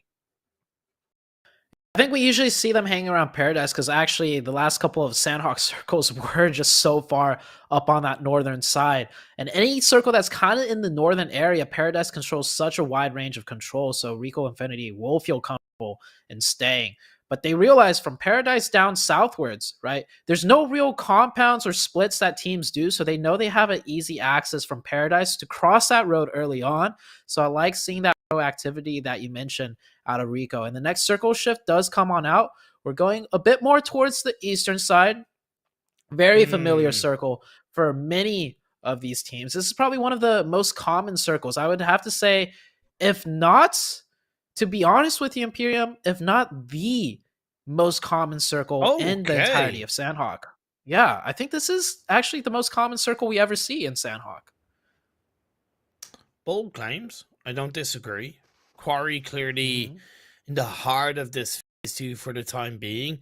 Stalwart UAE lose a player earlier on, by the way, with a bit of a cheeky catch out from 963. 963 on the eastern side of Quarry. Stalwart UAE on the western side. CONQUEROR Rack have a bit of a split for the time being, a little bit up north, and then Team Falcons. They're, for the most part, still looting up, but there is a couple of their players on the eastern side.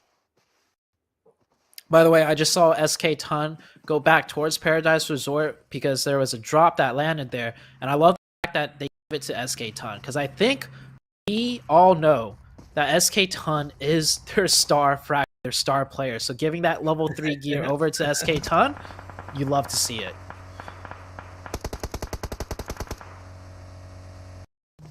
YaLLa, they did disengage away from boot camp. So credit to them in that regard. And they're being proactive. They're making a good bit of noise. They're looking to get involved. 1 million. Get a knock onto the player of Rico Infinity. RTG is a little bit further to the east of them. SK Ton, you mentioned him as the top player from Rico Infinity. Well, he's not going to be able to do much as he's on his knees.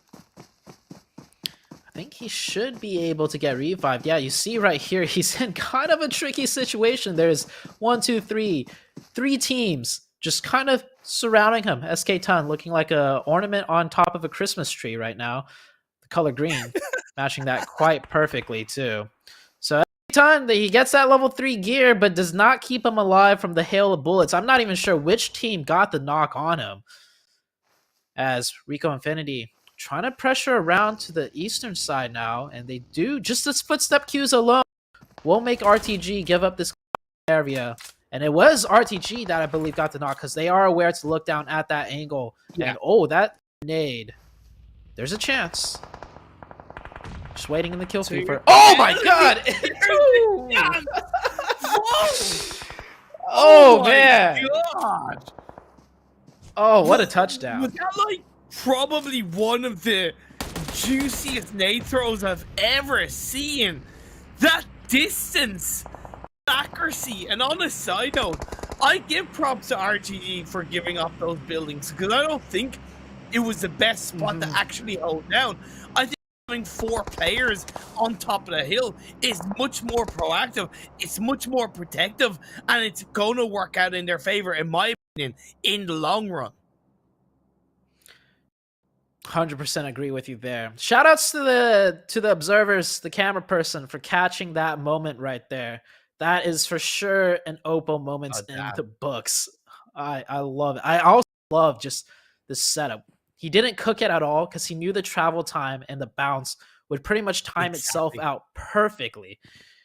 And there was that small pause in between. We were both quiet. I said the words, "Ooh, that grenade, it could look good." And then bam, the double knock. Unfortunate, SK Ton is not in the game anymore because we saw what he could do yesterday on Sanhok. He provided us quite some good entertainment with just how active and how deadly his shots were. But level 3 gear or not, that grenade will take him out. Were proactive to a point, but I think they realized that they wanted to be a bit more cautious with all the noise going on around them, that they maybe weren't able to get a sense of exactly where it was coming from, so they were better off playing it a little bit safer. Triple D move into the southern side of the circle. Falcons also join back up together, and Nigma Galaxy, they're still in the blue. Some things never change. Nigma Galaxy in the blue on Sanhok. If there was a stat for most accumulated time in the blue zone for Sanhok, Nigma Galaxy will win the world record for that. Not just in this tournament, but quite literally, out of all the teams in the entire global scene, they play from the blue and Sanhok more than anyone else. As Falcons encroaching on the southeastern side of the zone, just looking to claim a little bit more territory, break a little bit further into the circle. And I love their approach. They're taking it slow and steady. They're not rushing it. And 963, they have a 3-1 split. If they feel like they're pressured a little bit too much, they can't fall further to the zone. But of course, this hilltop, they want to be able to control this as much as possible to force teams off from their backside. But have they backed off a bit too much? Are they allowing Falcon to breach up the top of the hill a bit too easily?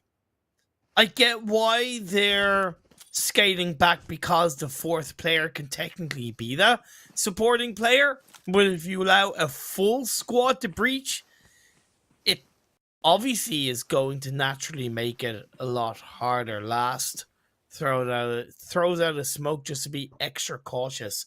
I love that Never Alone is flanking around the side on that prone down. I would like to see maybe be a little bit quicker with it. I do appreciate what he's looking to pull off. Yusef now cooking up an aid, and Never Alone, he's going to make that side angle work and opens the door with a knock onto Messi. He knocked the anchor player that's further into zone. He didn't even knock the player that's closer up. So, wow, what a shot. But there is a trade. It is a 3v3 situation as the push is starting to ensue. And, he gets that angle on the side. YaLLa heading back into cover, though, because he was spotted out. And some third-party action going on. I just saw a number from Stalwart Esports tagging a player from 963. So Falcons will try and get that full reset. Meanwhile, 963 not able to do the same because their knock player is so far away. In my opinion, 963 should have 2 players on the right-hand side of the hill, not 2 players in the buildings, because I think knowing that the third party can be there from Stalwart UAE, they're better off sending the majority of players down on the right-hand side of the hill. But either way, they're not looking to do that. They're skating back, and so are got the revive. They're back up as a full squad. In my eyes, that's pretty productive repositioning, and they instantly turn their attentions onto Dunak, who seem to have absolutely no idea what's going on around them, and they're getting caught with pants down massively as the mark connects a hail of bullets on the ground. You're out of here, my friend.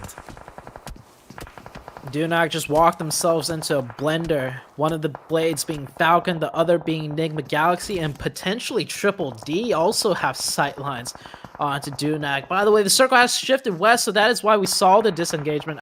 Both 6-3 and the Falcons realized taking that fight does nothing for them in terms of making into the next circle. So they have a different shift and focus. There's still a lot of teams in the northern side that are out of zone that also have to break into this. This was quite a hard zone shift for many of these teams. Teams will have to go in fighting. YaLLa coming into the picture now with the blue zone close to their backs. They have to fight not just one team, but probably two teams to just secure somewhat of a position on the edge. It could look to kind of head more towards the northeast, as that's the high ground hill overlooking Quarry. It could be difficult, but I would definitely see the value in doing that. Powerful, open, pre-smoke being thrown out as they enter into the shack inside the circle as a duo. I like that split push from YaLLa.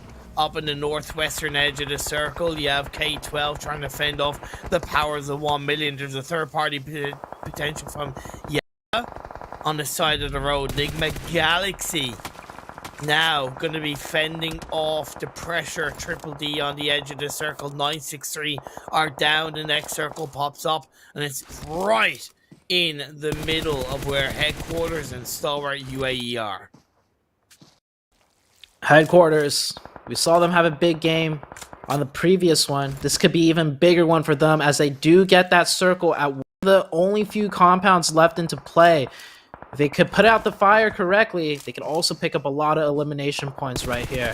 As so many teams start falling on the wayside around the circle edges, 1 million down to just that one player, but causing a lot of troubles for K12. And a shot from uphill from downrange. That is 1 million taken out. Nigma Galaxy continuing their fight with Triple D. Nigma Galaxy looking like in a much better position as they do maintain 3 players and able to get a revive on their 4th. Also, I think Freak is heel stratting, if I'm not mistaken, as he's hanging inside the building out in the blue. So having that back end player doing heel strat is overall pretty positive for Nigma Galaxy and their end result in this game. Lord, Emodi, Stalwart UAE, they're getting pushed upon by Falcons. I really appreciate playing inside Quarry because it allows them to go into the low ground, peek up on top of the hill, and enter to breach the Stalwart UAE's position and avoid the third party from the likes of Nigma Galaxy and Triple D. Nigma Galaxy, I hope they don't forget about Triple D because they were engaged in a fight and almost had them finished out. But somewhat of a third party from Falcons slowed them down. Okay, yeah, they are aware of Triple D's position still. Emodi hard scoped in. Taking some shots, getting some nice damage in. But he kind of gives up his position too soon. Like, see a little bit of patience potentially out of Emodi there. But after all, Nigma Galaxy's main strat is not fighting into the Sanhok zones. But they do have that player going for the med strats. Next circle shifts on out, and it goes right in the middle with barely any hard cover in play. Maybe this warehouse, the edges of these warehouses where Stalwart Esports is. And Lord gets grenaded. I think Lord is typically the player with all the first aids. That is not good for Nigma Galaxy. It's not good at all. Roof, the last player standing. It's on the safe, but no, in the end, it's a third party from Falcon Esports. He ends up going down. Last has one more first aid. He's down to his last first aid, you could say. The one thing about this circle shift is even though it's in the center with no hard cover, there's a lot of trees and a lot of rocks.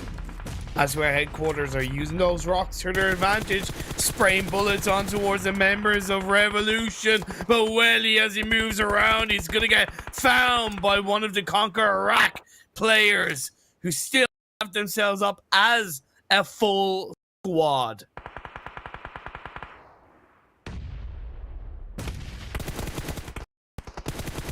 Now Revolution as a 3-person team.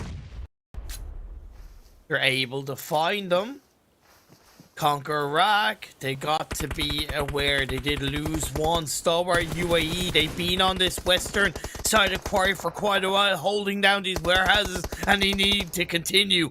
However, as the circle has shifted up north on the eastern side of It's away from the warehouses. They have to breach onto contract position without getting third party. This is so difficult today. Spraying up. I love the suppression. This circle has shifted in a way where no teams are safe. They have to crawl in. Maybe just a couple meters. You see Kalai, 3 meters left to crawl in, but any small movement could catch the eyes of all of these players who are looking for the snakes. Everyone prone spraying right now. Triple D has managed to make it so far in, taking a wild spray right there. I do believe he managed to find one, but gets traded immediately. Kalaga going aggressive right there, taking a prime opportune advantage. It's a 2v2 to close out the game. Just like that, we're down to 2 teams. Conquer Iraq, Revolution. As you said, 2v2. Nate's thrown out Smoker, trying to heal up just a little bit. Al-Haji is beside him, close by. The circle has gone in the direction of Revolution. That's why I really appreciate the massive split in which the 2 remaining Conquer Iraq players are trying to pull off. There's a rock right in front of Kalaga. If you can get the edge of this rock, it'll not only be inside the circle, but it might allow him to continue to apply some pressure. Groza's doing something similar, and Nate goes out, goes a little bit too far. Laji, definitely aware of that. On top of the rock to try and get a bit of a better angle with that third-person perspective, but he exposes himself, and Halaji had all the eyes on where Groza was. That means Kalaga is left 1v2. Revolution is gonna clean up this game, and they get the chicken dinner. Man, one thing to note for everyone watching, if you play competitive towards the very late games, it never hurts to spray some of those thick grass bushes. If anything, you kind of have to look as like a magnet, because players will gravitate towards that thick, patch of grass or that thick bush, because they think, it provides them a bit more camouflage. And if Groza were to do that, we would have seen a 2v1 situation, and potentially Conquer Iraq would have gotten the chicken dinner instead. But hey, 22 points, that's pretty good. Not as good as the Revolution's 24-point finish. And Revolution coming into this match, they definitely, I wouldn't say really needed the points that badly, but they were further down towards that leaderboard. And after this one, I think they're feeling much more confident and safe in getting into the Super Weekend. Triple D, they didn't make it into the first Super Weekend.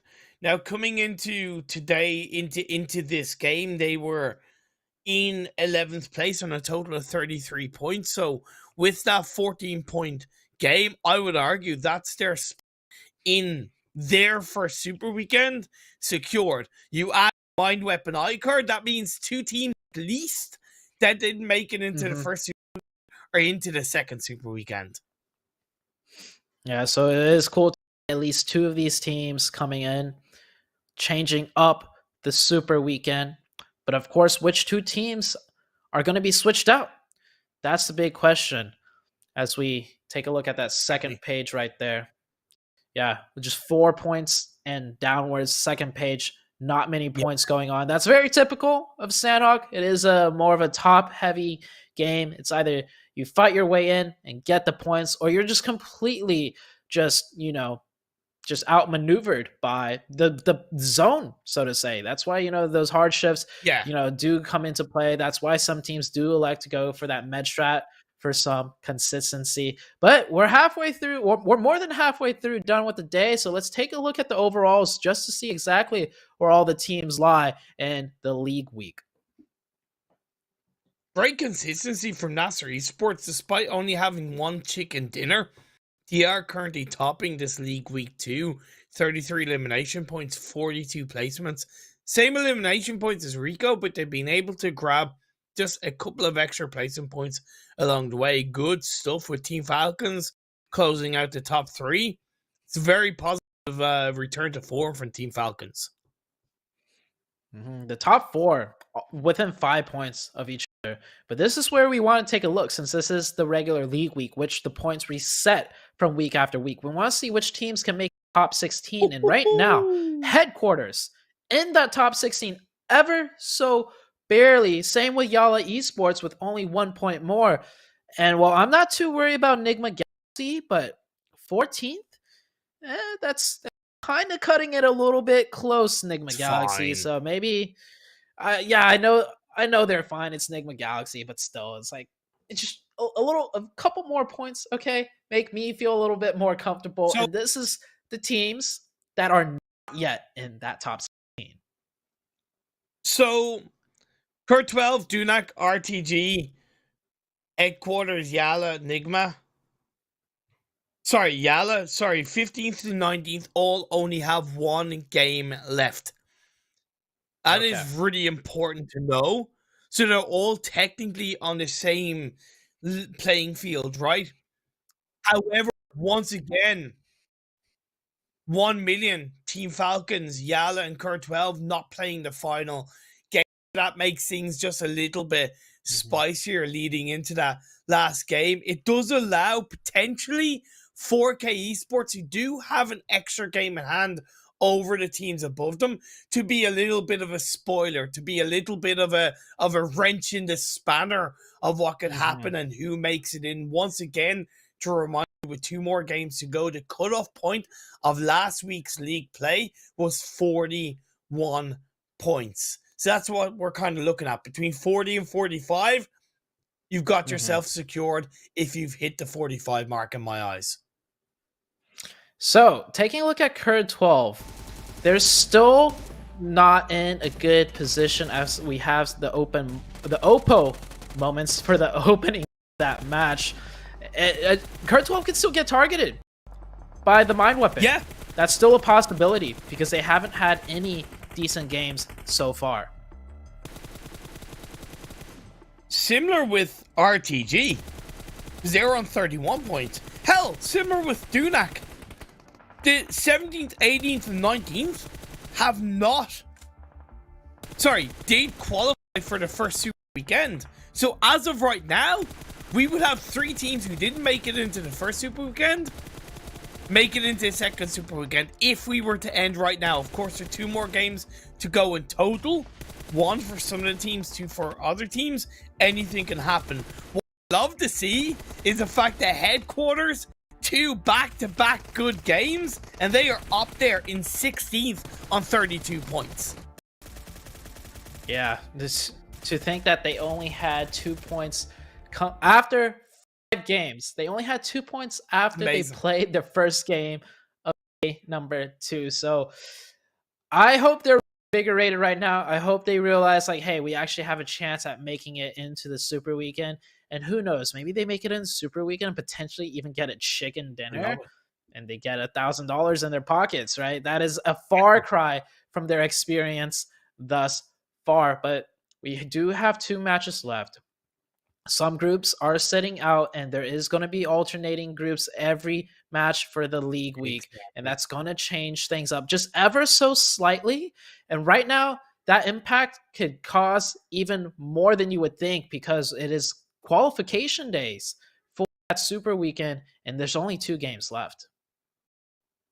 Yeah, there's only 2 games left, and one of them being in Erangel is definitely going to be nicer.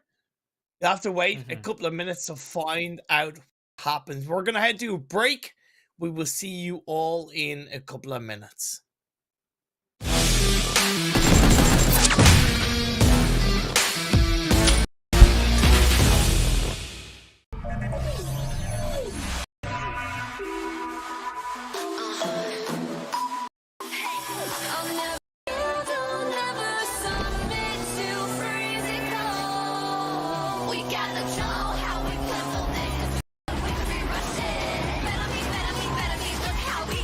Every time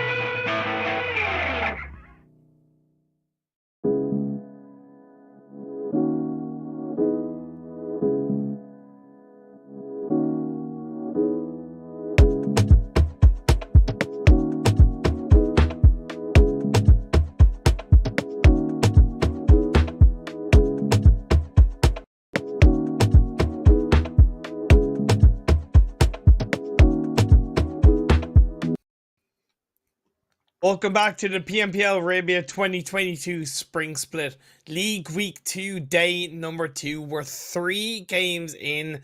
There's 2 more to go. Once again, it becomes squeaky bum time for a good few of these teams, Zute. And it's always just so exciting to watch it all unfold.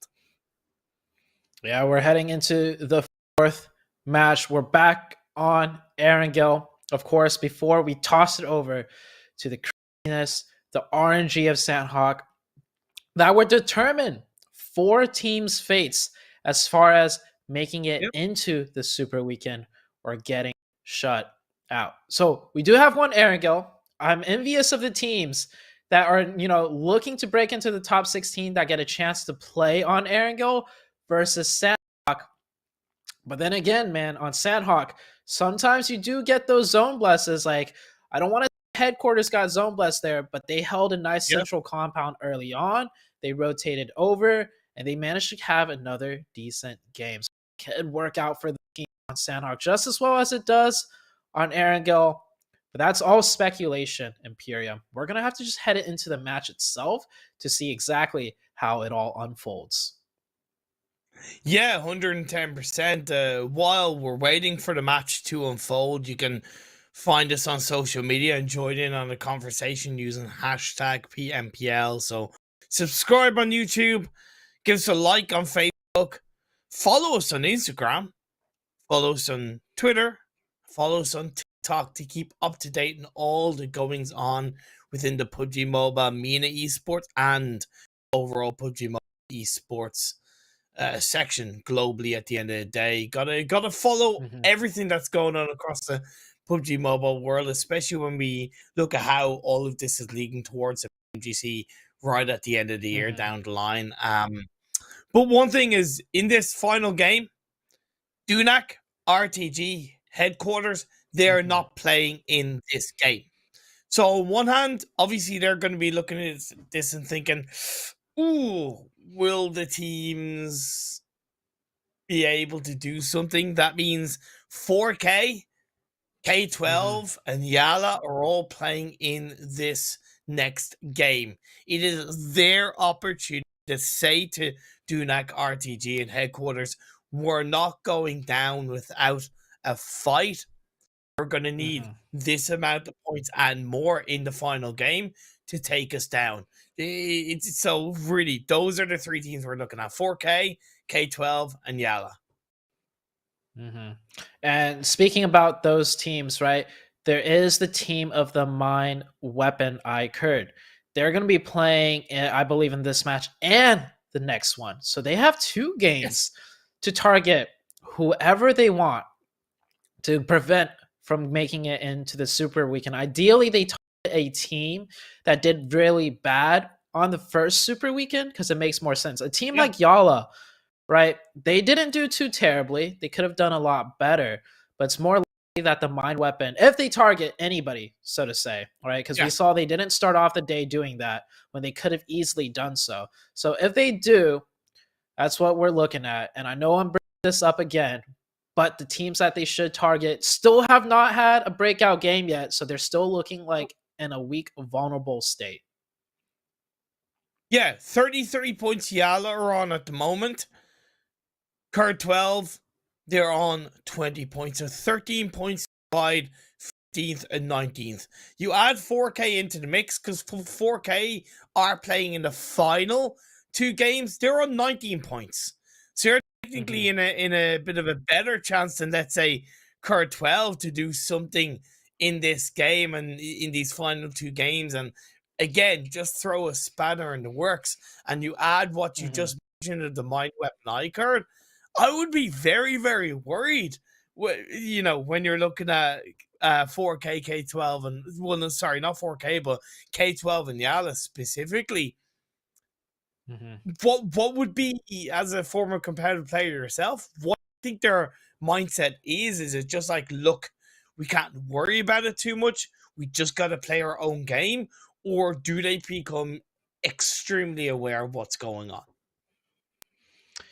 Being a team in the lower rankings and potentially getting targeted, there's not much you do about it. You just need to be able to at least mention it to your team, like, hey, we could potentially get targeted. If it happens, this is our backup. And that's pretty much it. Because the 90% of what you do need to focus on, because you're in the bottom rankings, is, well, first off, how are you going to get the points to begin with to break it into that top 16? But we are heading to the fourth match of Erangel, and from the playing path, I can already tell this is a very southern one, and it's not going any further up north, stretching from the west side towards the east. Not a good playing path, but maybe it'll be a fair circle for the teams. K12 normally drop in North George. YaLLa normally drop in South George. So this kind of play path is not good initially for both of these teams. It means without at least showing an alternative drop so far from any of these teams, somewhat going to be battling to get vehicles early on. You add KAMIKAZE into the mix with their Gaka split. You add the Mind Weapon iKURD with their Ruins split. It becomes a little bit trickier for YaLLa and K12. Now, YaLLa seem to have made a bit more of a sensible drop and gone a bit more to the west of where the teams I mentioned go. There's still not as much security as they would like. One thing I noticed in particular about this region is they love their splits. Look at 1,000,000 split. They have one player landing in military base, one in Primorsk, one in the quarry area. Wow. I mean, if it works, it works. Because technically, if you know where all the other enemy teams drop, you can drop as split as you like, as long as you just, group up at some point later on in the game. And with the circle being very far up to the north, 1,000,000 shouldn't have to be worried about getting pushed anytime soon, as KAMIKAZE get an early knock, I'm pretty sure, onto the Mind Weapon right there in the Gaka region. For a split sec, I thought it was one of the K12 players because they have a similar color to the K12 players. So luckily, it's not the Mind Weapon. They're fine. Their position is secured within the Super 10. So it is what it is. It is what it is. That might be looking for Nabo as well. Yeah, he gets him. Nothing Nabo can do. But that is the risk that I talked about, with such a southern play path. They were going for that one car spawn. I see Buggy right there on the road. So they had options, and if they just landed straight for the Buggy to begin with, I don't think the KAMIKAZE player could have picked up a weapon fast enough to knock them out of that car. So the Mind Weapon, definitely somewhat slip up. At least it's not the Super Weekend. If we see a very similar plane path where it's just far down to the south, which we do see from time to time, at least that's a learning experience for the Mind Weapon. You definitely don't want to lose two like that in the Super Weekend. 1,000,000 Esports. This is the last game on a side note. They're not really under that much pressure. They're in 10th place with 46 points. So based on my calculations, they're above the cutoff point we're looking at. Plus the fact that there's so many teams below them fighting to get in, that they should be okay. Obviously, the risk that the 4 teams below them do have an extra game in hand does mean there's not as much security there for 1,000,000. But presuming they don't choke completely and end this game with 0 points, I'm sure they'll be good for the Super Weekend. Yeah, speaking about being good, Rico Infinity. I know this is the league week. I know we're really focused on who's going to qualify and etc. But yeah, just for the sake of mentioning it, I want to see Rico Infinity pop off again. Going into the Super Weekend, we saw yesterday they were absolutely dominating. Today, definitely a bit quieter, and so I love seeing a good team play. And so Rico Infinity, I want to see something I want to see something cool out of them this match. And with the zone being so far up in the northern side, with that river massively cutting down the middle, doing a potential 50-50, I'm really curious to see how the Rico Infinity team approaches this type of zone. Obviously, they adjusted their drop spot based on the path and recognizing that Conqueror Iraq aren't in this game. They were able to take Fair play. Now what they can do, and what they're starting to do, is rotate early into this phase 1 and go into a similar position that they would if they dropped in Severny normally with this kind of circle. That's what I would like to see them do. Obviously, there's quite a distance to travel, and they don't have full information on where everybody is, so there's a bit of risk there. But the way they're starting to move to this circle as a 4-man, they're going to get where they need to go, or they're going to take fights along the way. You said take along the way. I think they're in a head-on collision with the KAMIKAZE team. Two of the players I'm watching the minimap just drove right down the middle, barely dodging some of the KAMIKAZE players. So I think Rico Infinity will be fine. KURD 12. Kind of close to YaLLa. So YaLLa was looting South George, KURD 12 looting North George, but YaLLa has moved over to the North George section of the bridge because they want this crossroad compound that controls the northern half of the river. KURD 12, though, I don't think they're aware that they have a team that has set up right next to them. Yeah, but the thing is, technically, KURD 12 don't need to go east. They can go up north. They can move to Shooting Range Hill, the airplanes outside of Shooting Range Hill. As much as I respect that YaLLa have moved quicker and ahead of K12, it's not like K12 are pinched. It's just how much information and how much awareness do they have of the fact that YaLLa could be where YaLLa are. So I'm seeing one thing that really stands out to me that just kind of goes to show how this lobby is not up to par with Rico Infinity, and I think Rico Infinity knows that.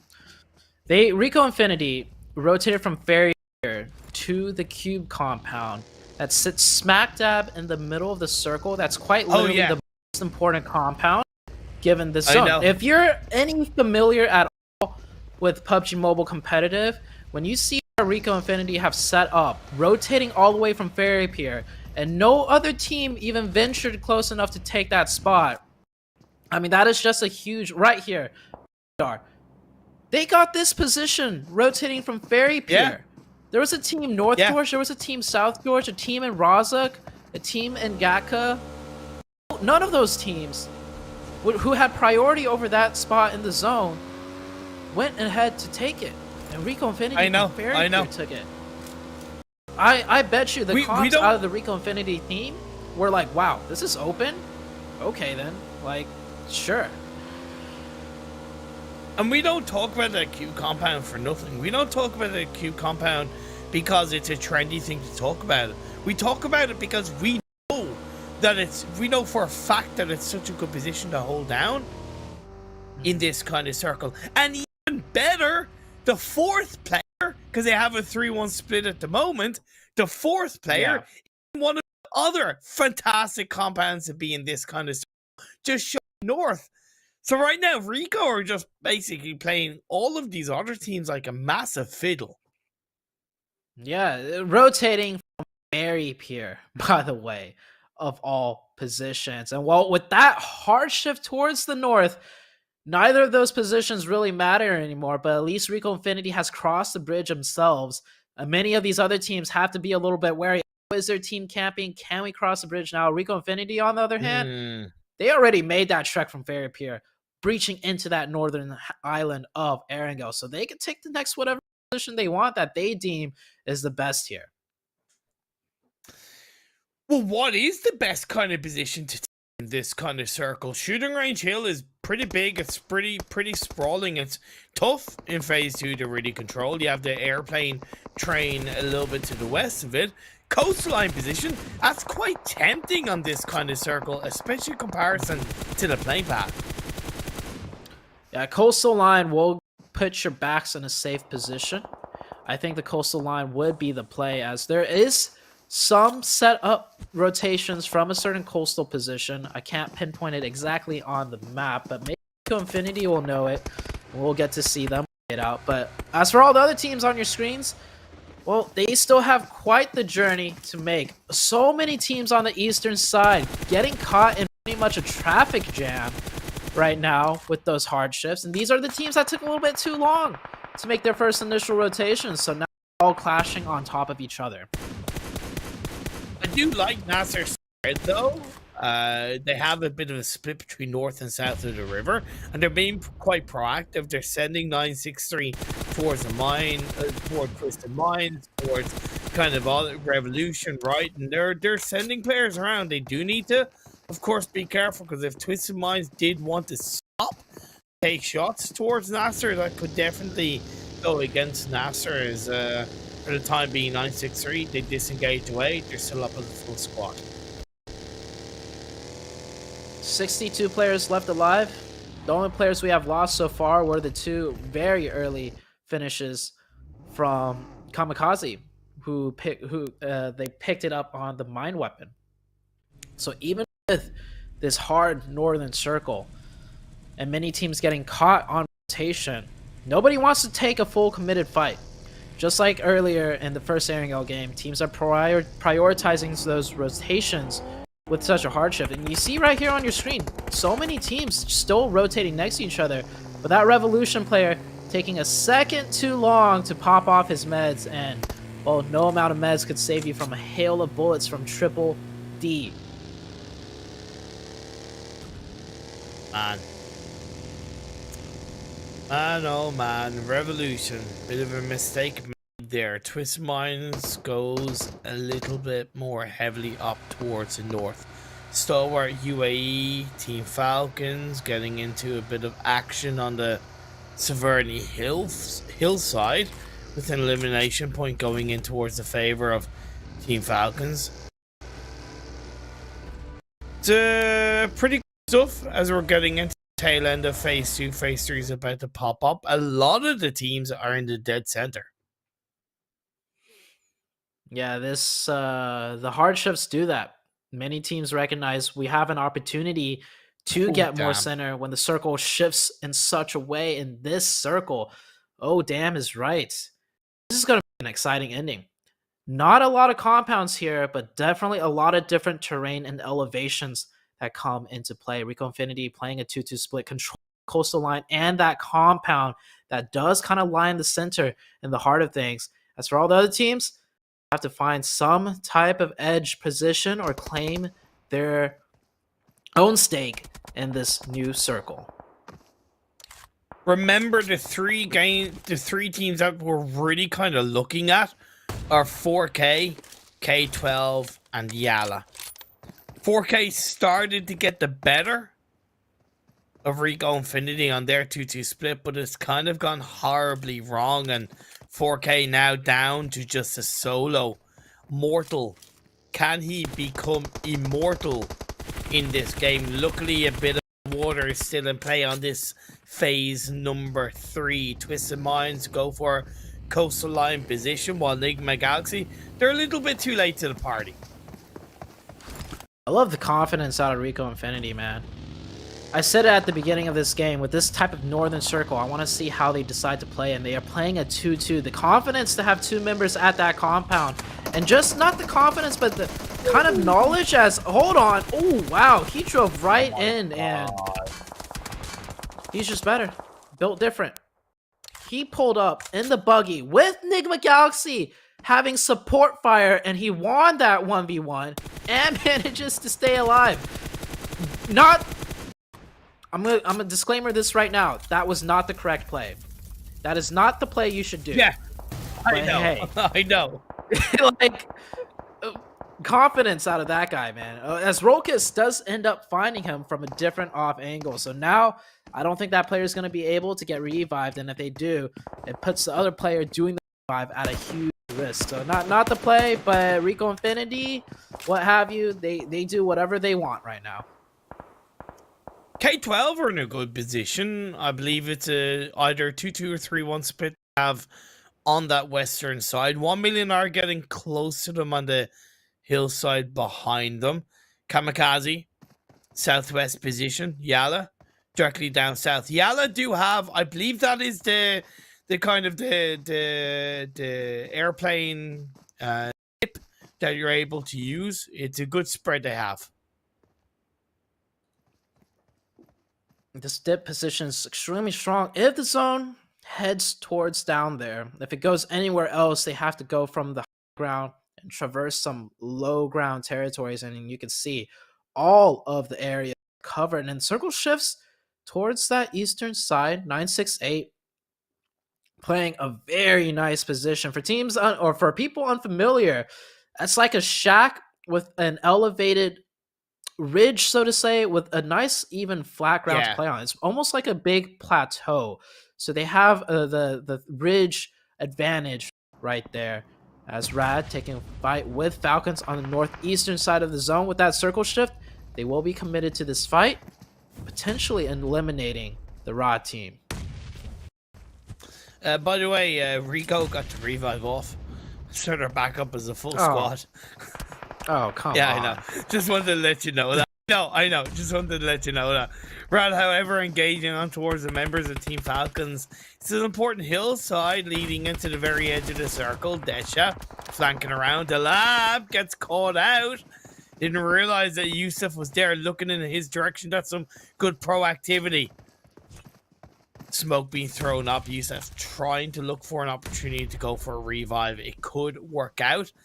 As Rad, they're not really pushing it massively.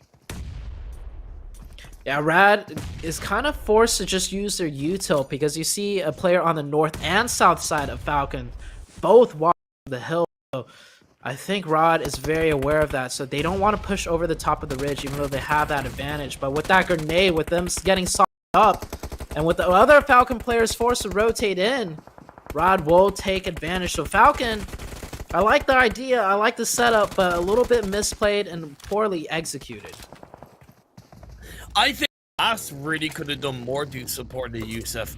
I get that in the end, got in the vehicle and joined up with Never Alone to keep them up as a duo, but I really feel with a little bit more commitment with Bass, that fight could be turned around. Yusuf did a hell of a lot. He got a knock, was going for the revive, moved away when he recognized the pin of the nade, and even then he was slowing down Rad massively.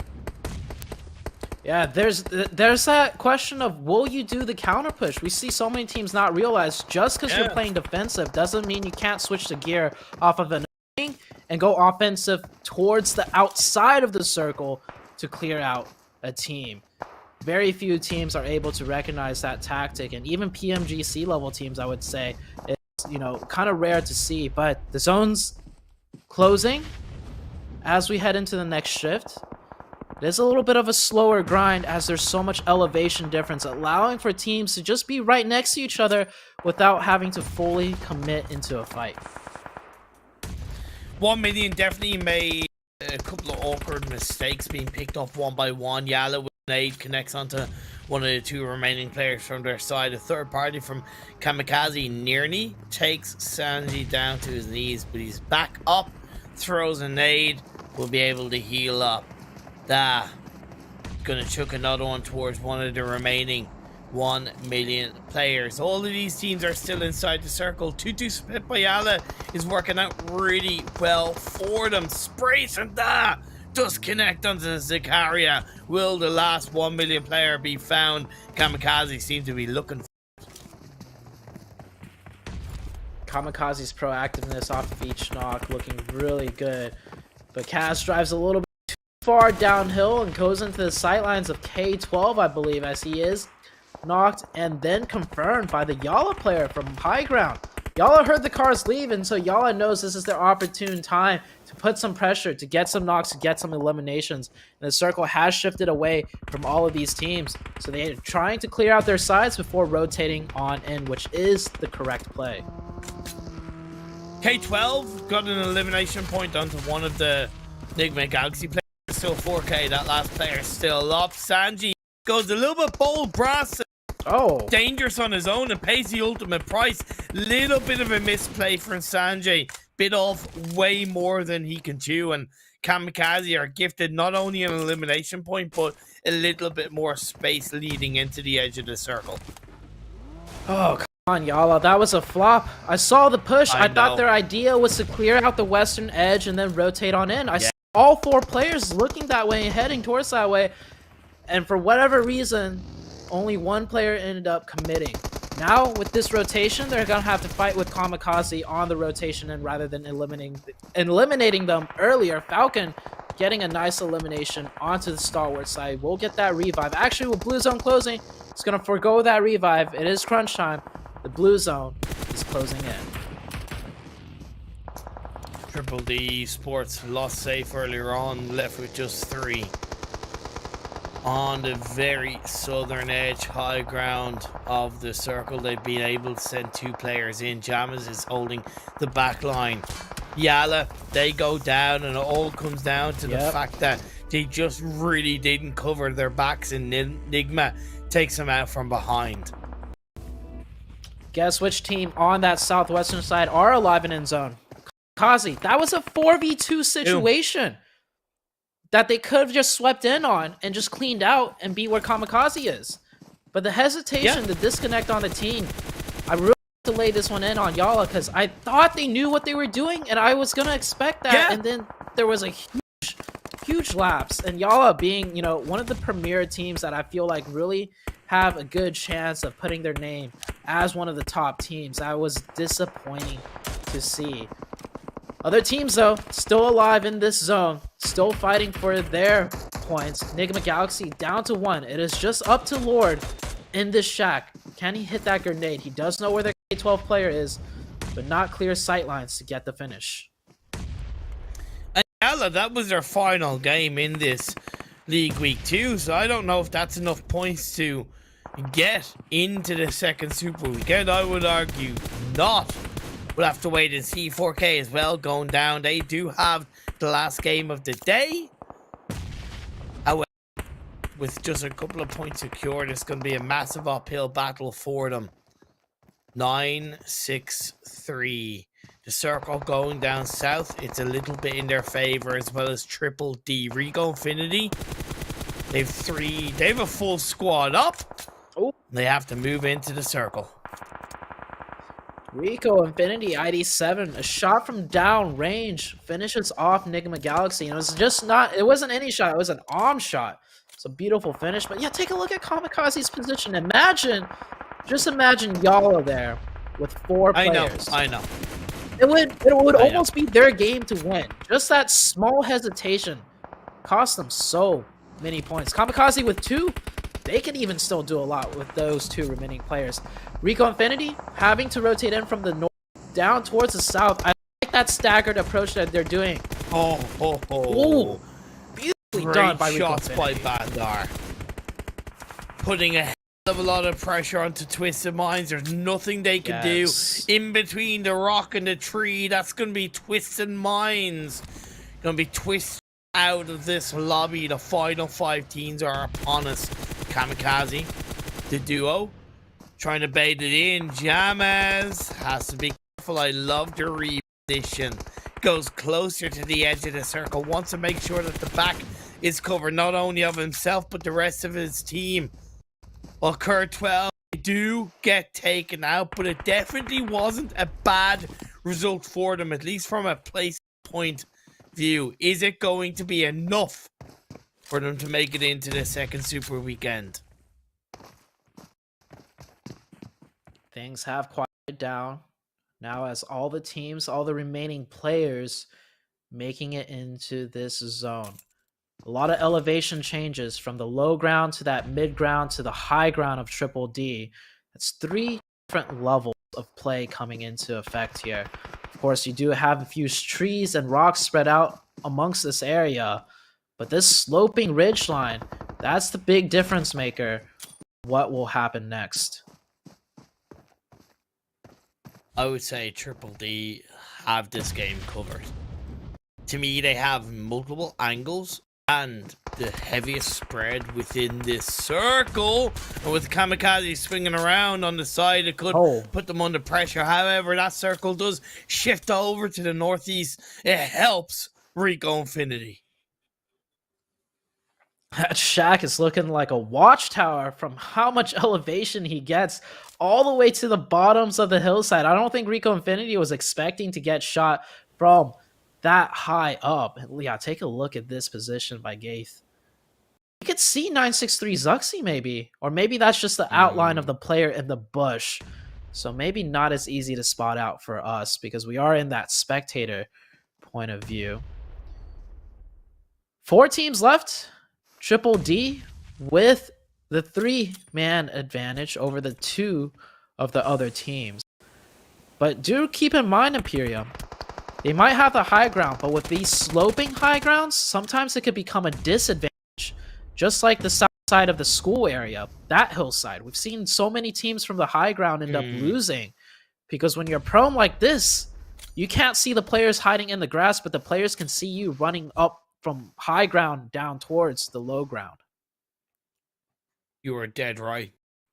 That's what I said with the circle shift. It was a little bit more in the favor of Infinity being on that low ground. However, they do need to push onto 963's position.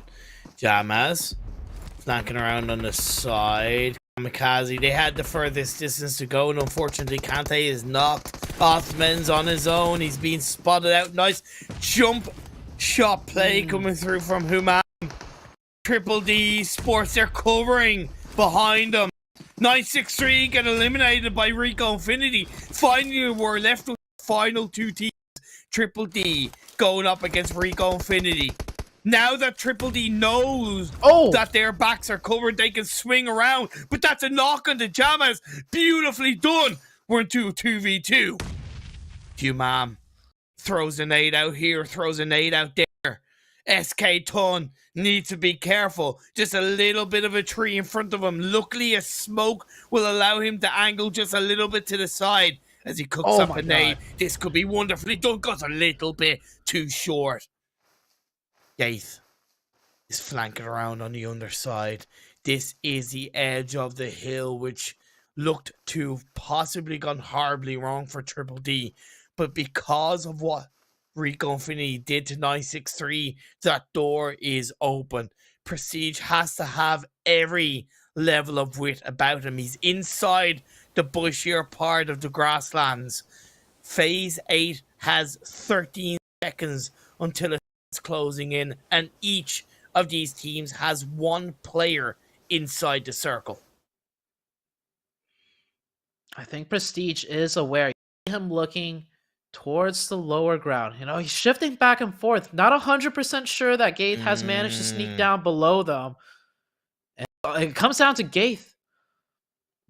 Gaith needs to cause a distraction for Human to move on in.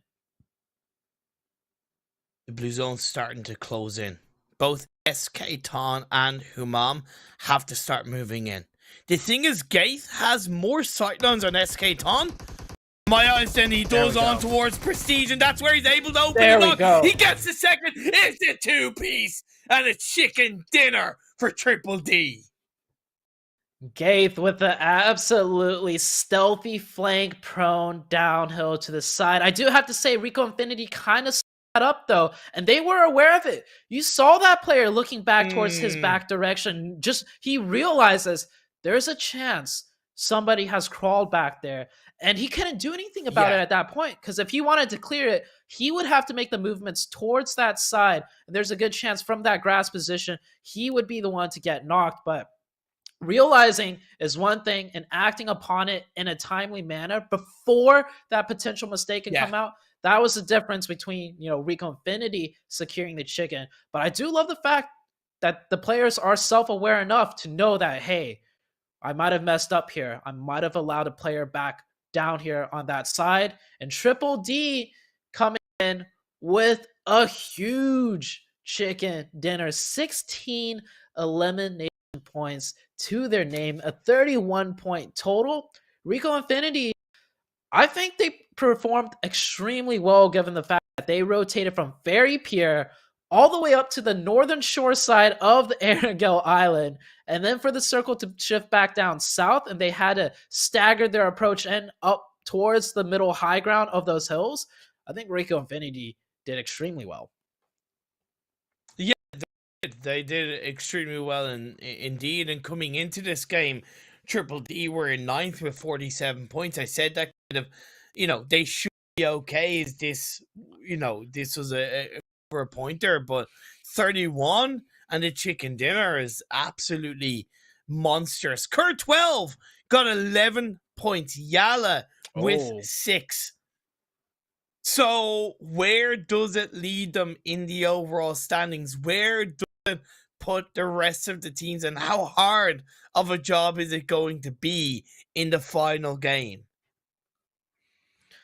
We'll see very soon. Heading to the second page of things, we see 4K. We mentioned that they had 2 games left to play compared to the other teams that mostly just had the 1, and 4K with 3 points. Yeah. This does not do it for them. They need a huge game in the next one if they want to try and qualify. The Mind Weapon iKURD, well, I get that they lost 2 members early on, but hey, come on. Do something in the last game. Target somebody. This is it. We're going to head into the Super Weekend very soon. Stir the pot a little bit. We just got 1 game left, and it's going to be a Sanhok match of all maps. Yeah, it is. Now, 4K, you mentioned it's going to be a hell of a task for them to pull off. I will remind you, headquarters, they've technically been able to pull it off, and we low-key counted them out. So, as I've said before, and I'll always say it, it's not over till the fat lady sings. And 4K have every opportunity in this final game to get that massive result. It's just unfortunate that they haven't really showed it that they can pull out that massive result, whereas headquarters, at least as of now, have shown us. Yeah, so we'll see very soon just where all the teams lie. We got that 1 left match to play, and then we're off into the Super Weekend, where it's like completely different story. The points aren't technically reset, but the points you've seen from yesterday and today are reset. Everybody heads into the Super Weekend starting off with a fresh, clean slate, bar the points they gained from Super Weekend 1. But it's where that, the $1,000 chicken dinner comes into play too. But maybe I'm jumping the gun because we still need to see who makes it in at the end of the day. And as I said, we now are going to be going into second Super Weekend with headquarters. With pretty much headquarters. Okay, headquarters aren't secured, but at least Triple D and the Mind Weapon iKURD absolutely positively into the second Super Weekend. So 2 out of the 4 teams that didn't make it the first Super Weekend have booked their spot. I want to see headquarters in there. I was very surprised to see them struggling so hard, at least based on the name that headquarters have. They've had a lot of success as a name within the MENA region over the past couple of years. I didn't realize that to an extent they'd fallen so hard per se, but the rise is back up. The motivation seems to be there, and I want to see them in the second Super Weekend. Also, the MENA region in general has really elevated their gameplay overall. Just like taking a look at Nigma Galaxy, definitely, the pioneering team, really putting that region on the map after securing a 3rd place finish in the PMGC. So Nigma Galaxy, got to give them credit to where it's due. Usually, that's one thing I really love about esports. When one team from your region does extremely well, it almost in a way elevates and motivates the entire region to catch up and do better. Oh yeah, always. It's that kind of classic thing of just inspiring, motivating, encouraging, and the wealth of experience that a team like Nigma would have gained from PMGC. They'll carry that into the MENA region. And however, that's not to say that obviously the MENA region as a whole over the last year and a half has stepped up their own game through their own in region tournaments, and how much competitive experience all of the teams have gained is what led to Nigma Galaxy's success. But either way, looking at the upper moments of this fourth game of the day, there's a lot of action, and I really loved where this circle ended. It's not too common that it ends around shooting range hill, and I do think that for the most part, a lot of teams dealt with it pretty well. Yeah, I love the dynamicness of the end zones here. It caused a lot of good isolated kind of fights where we could follow, and then it was staggered enough with these, you know, hillside elevations where we can, you know, see a slower grind of a fight where the, you know, snake battles come in with the stealthy positionings coming into play. So we got to see a little bit of everything given that Erangel zone, and it's one of the zones, like you mentioned, that we don't commonly see, but it's a very nice area of the map for all the teams to get kind of a good equal chance to fight their way in on. Yeah, and equal chances aren't really going to be the case with this final game that's going to be coming up. Yeah. Group A are not going to be participating. That means the destiny of their position in the overall standings is out of their control.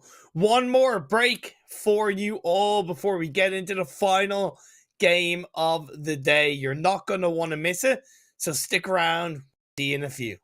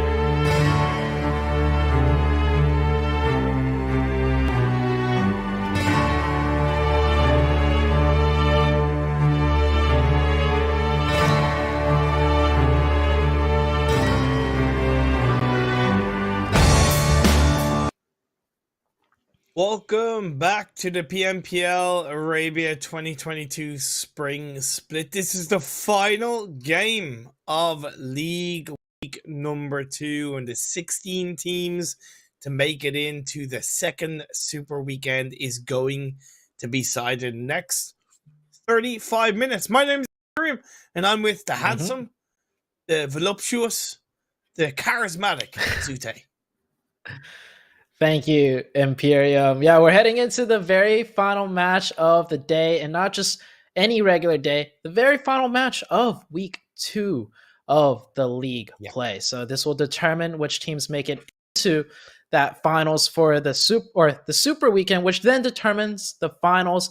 But if you want to jump into the action as well, make sure to follow us on our socials. We have a YouTube, a Facebook, an Instagram, a Twitter, and a TikTok also. So you can get involved on the social media by joining the conversation with hashtag PMPL.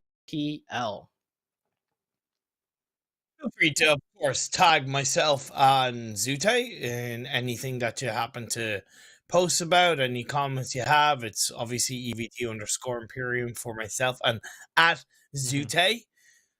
Or Zute. You should change your @ to @the Zute, because I think you're so cool. You're so amazing that you're the Zute. However, for the time being, it is just as I don't know what direction it is. I think it's this direction. There you go. Yeah, this direction. No. Well, you were pointing at mine, so I'll go ahead and point. I think yours is over here. I'm trying to point at yours. I'm trying to, continue okay. Okay. I appreciate that.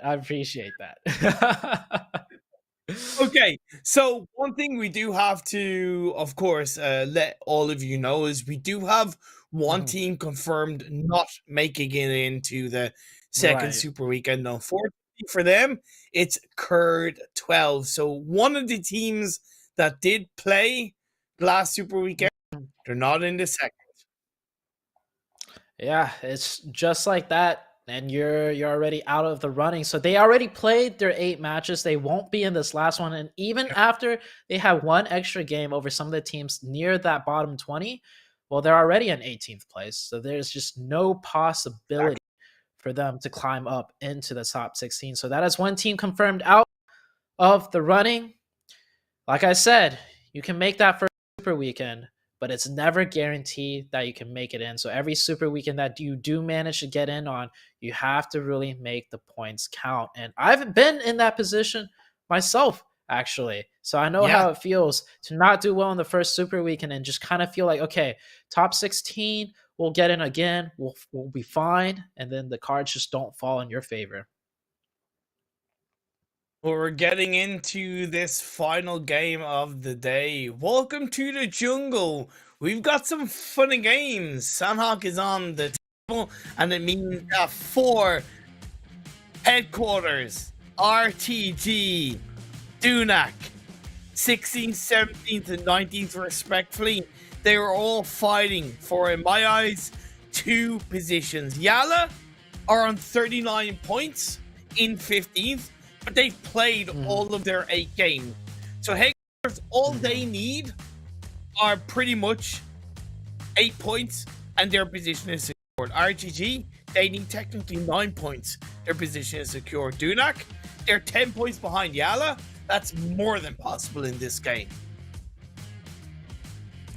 Yeah, there's a chance that if headquarters and RTG both have a decent game, YaLLa will be knocked out of the top 16. And you mentioned 40 points, right? That's what you were looking at compared to last league play. It was a 40-point cutoff, or was it 41?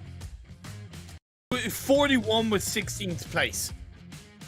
Okay. Week 1. So YaLLa's sitting right now at 39.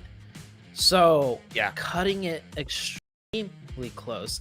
No one landing a boot camp. It looks like the mine weapon iKURD has won over Cal. The KAMIKAZE team instead is just going to loot Tapmock and Rod, dropping here in the ruins area. Kind of surrounded by the Triple D, but this fight in of itself isn't too important as both of these teams are pretty much confirmed in the Super Weekend. But dang, what a nice drop shot still out of the player of Desha. Also want to highlight, even though it's going to be a very, very big task, it's still mathematically possible for 4K to make it during 20th with 22 points. It's not outside the realms of possibility. Headquarters have gotten a knock onto one of the... Sorry, Triple D have gotten a knock onto one of the headquarter players in the trifecta compound. Jamas, however, is on his own in this area. Will the rest of headquarters look to support him? Jamas, he's pushing it. It's technically a 1v1 inside the outskirts of this building. Jamas, hit of damage. And he pushed. Oh, no. He had the first initial trade in his favor, but he definitely botched that push. Shelby, just hold the angle. Jamas is going to look to come out to confirm the knocks. Just hold the angle, pre-scope in. He is pre-lean, getting ready to peek, and he's trying to bait Jamas out. Jamas will look for the confirmed elimination points. You see how wary Jamas is, though.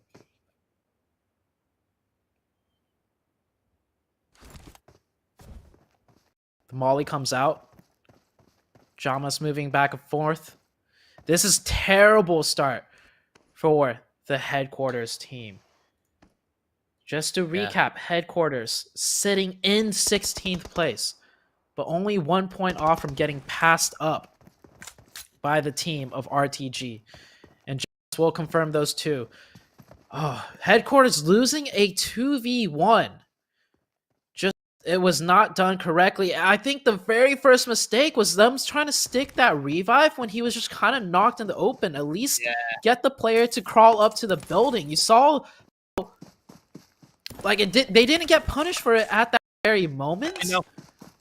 But you don't stick a revive in the open with the doorway being right there. That's just a bad situation waiting to be happen. Like any other team.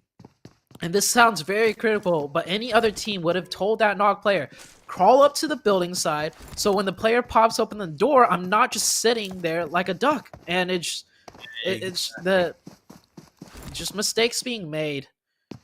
And then, of course, that push did not work out for them. Headquarters down to 2. They are in 16th place, but not a firm position at all. 16th. RTG have gone pretty deep into the center of the circle on top of Bootcamp Hill. Of course, we haven't really talked about this phase 1. It is absolutely dead center of the trifecta. I would say it's equal parts mainland, equal parts Northwest Ireland, equal parts Southwest Ireland inside this phase 1. The circle actually encapsulates the entirety of the Northwest Island just perfectly. Not shifting too far into the water, but it's a nice one to capture the entirety of that circle. So, no teams really know which way it's going to go. Circle 2 might give everybody a better picture, or Circle 2 might just condense in a way where it keeps all 3 islands in equal play. As the mine weapon...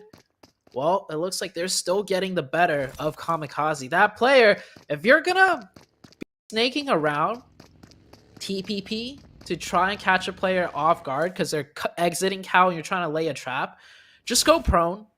There's no reason for you to stay crouched. If that player was prone, he wouldn't have gotten spotted. But staying crouched, his head was peeking just enough. And the mine weapon, really good job for them to have the awareness.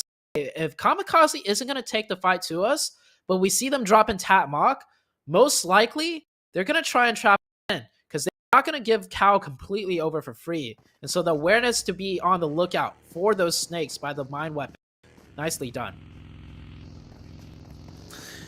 One thing to obviously make note of if you're not fully sure why it's being done, whenever a player jumps and punches the air like that, they're doing it because it stops their footsteps from being heard. It basically stops the audio cue. So as he was going up that hill, he knew that KAMIKAZE might be there. So he was jumping and punching so his footsteps can be heard. So that was really good play from Ali. Does get caught up by Kante, but just that solo moment, wanted to highlight why he was punching the air like that. The details come into play. You can see here when a player runs on foot, it's consistent sound cues the entirety, and it's much easier to track. But when you do that jump punching method, it definitely does cut up the sounds. And here, you have the Mind Weapon continuing to fight KAMIKAZE. So they don't want to take a hot drop fight, but they're willing to go out of their way to continue this vendetta for the control. But the buggy going in circles, crashing into Rock, and actually almost gets the turnaround on Srod right there. Kante kind of caught in the open now, but he's got support. It's a 2v2 situation as Kante just kind of sitting in the open. Why was he playing on that side of the rock? Yeah, I don't know. Down to 1. 1v2. Autumn realizes he's in a tough situation, being surrounded by both sides. And the nice shots, the quick peeks from Osama.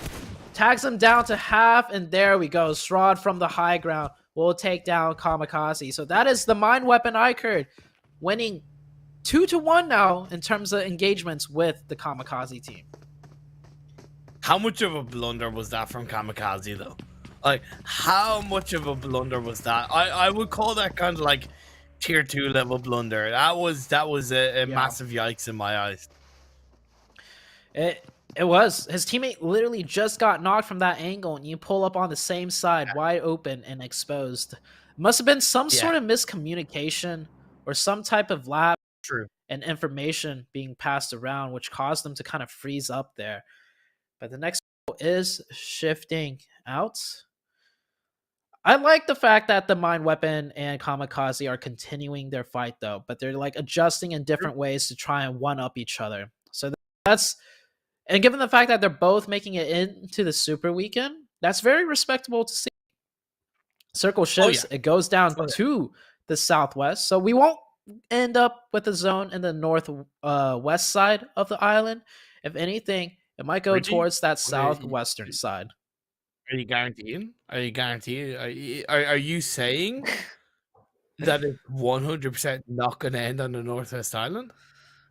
Yes, I'm going to say it just because it might just happen. But, oh, Rico Infinity! Shots don't fully connect to get that knock. That would have been huge. And now Rico Infinity knows Star Wars is here 100%. But this is a lovely spread from Star Wars. 2 on the high ground of 1 building, 1 across the way. Bandar gets a lovely couple of shots playing on the stairwell, moves down. Gets the opening knock on the It's a Boot, and now Mexico is on his own inside the building as the cavalry arrive for Rico Infinity. Gets 1, nearly gets 2nd, not quite enough. Rico survived just before getting third-party shot, I believe, from RTG. Yeah, RTG really wanted those knocks and potential points too. RTG, 1 point behind 16th place as another fight breaking out. Rad versus Triple D here. Looks like Rod was the defending team as Triple D tried to cross up onto the mountaintop. Rod laying a very nice trap. Should be able to pick up the last player right there on top of the hill. It does go down. Some long-range shots. The cover fire not connecting. That's Triple D down to just 1. Of course, Triple D massively secured in the Super Weekend as our Rad, so we won't really worry too much about it. Headquarters still up as a duo. RTG still up as a full squad. Dunak still on the western side of the map, hovering in between the northwest and the southwest island. And 4K, you're looking in Painan as a full squad. I like that they're staying in Painan. That's what you would like to see, right? Yeah, we've had this discussion before, how strong staying in Painan actually is due to the nature of the terrain around it and it just being stuck. If this was a different map like Erangel, you'd be trapped. You'd be trapped in with the 2 high grounds to your left and right, but it being Sanhok, those high ground positions you can easily third party at some point in the game if it keeps on closing in on those areas. And RTG, a quick update. We missed it in the beginning of the match, but they did lose one player. So RTG is down to 3. Hey. Yeah. Damn. It makes holding on to Bootcamp Hill a hell of a lot harder in my eyes. It feels like they're a little bit stuck there for the moment. And I'm not saying they can't handle it. Just observing, it's going to make it a bit harder. By the way, a team that's not playing in here, YaLLa, they must be super happy with the fact that both Headquarters and RTG right now have 0 points, and they're not full squads. They had a risk of losing their position if 2 of the teams below them, well, and the 2 closest team was Headquarters and RTG to pass them up. You can see here right on the overalls. So them having 0 points and some of their members missing bodes well. And with that circle shift, I hear you chuckling. It does keep the Northwestern Island in play for another zone, but this also puts Headquarters it does put Headquarters in a very good and bad spot at the same time. And RTG actually pushing down into Headquarters right now as we speak. This is exactly what YaLLa want. Take each other down, my pretties. Of course, Dunak. They're still in the running to overtake YaLLa's spot. And it seems like the engagement is coming. RTG, I believe, have put Headquarters down to just 1 player. I suppose all YaLLa need is 1 of the 2 teams below them to get ahead. They'll be okay with 16th. Of course, the more teams do well, the tighter it becomes as Twisted Minds gets a knock into one of the NASR players outside of the Circles Revolution. They're on that northwestern side of this circle. Ooh, the mine weapon. Oh my god. Okay, get turned on. Okay, the mine weapon. Where? I've asked this already. Where were you guys at week number 1? I know, right? Like, the mechanics out of these players on another level. He popped out the buggy, got shot at a couple bullets, and still managed to turn on that other player. This mine weapon team, we're in for a treat this Super Weekend. Hopefully the same mine weapon that we're seeing out of the League Week shows up in the Super Weekend, because that's another big hitter that could really change things up. Looking at who's left alive, Headquarters down to just that 1 member, and RTG with that 1 point secured for now through that elimination. They are tied with Headquarters in 16th place. Teams right now will have an overall of 32 points, and oh my gosh, actually, both teams will have the same number of elimination points. I have the scores pulled up on the side.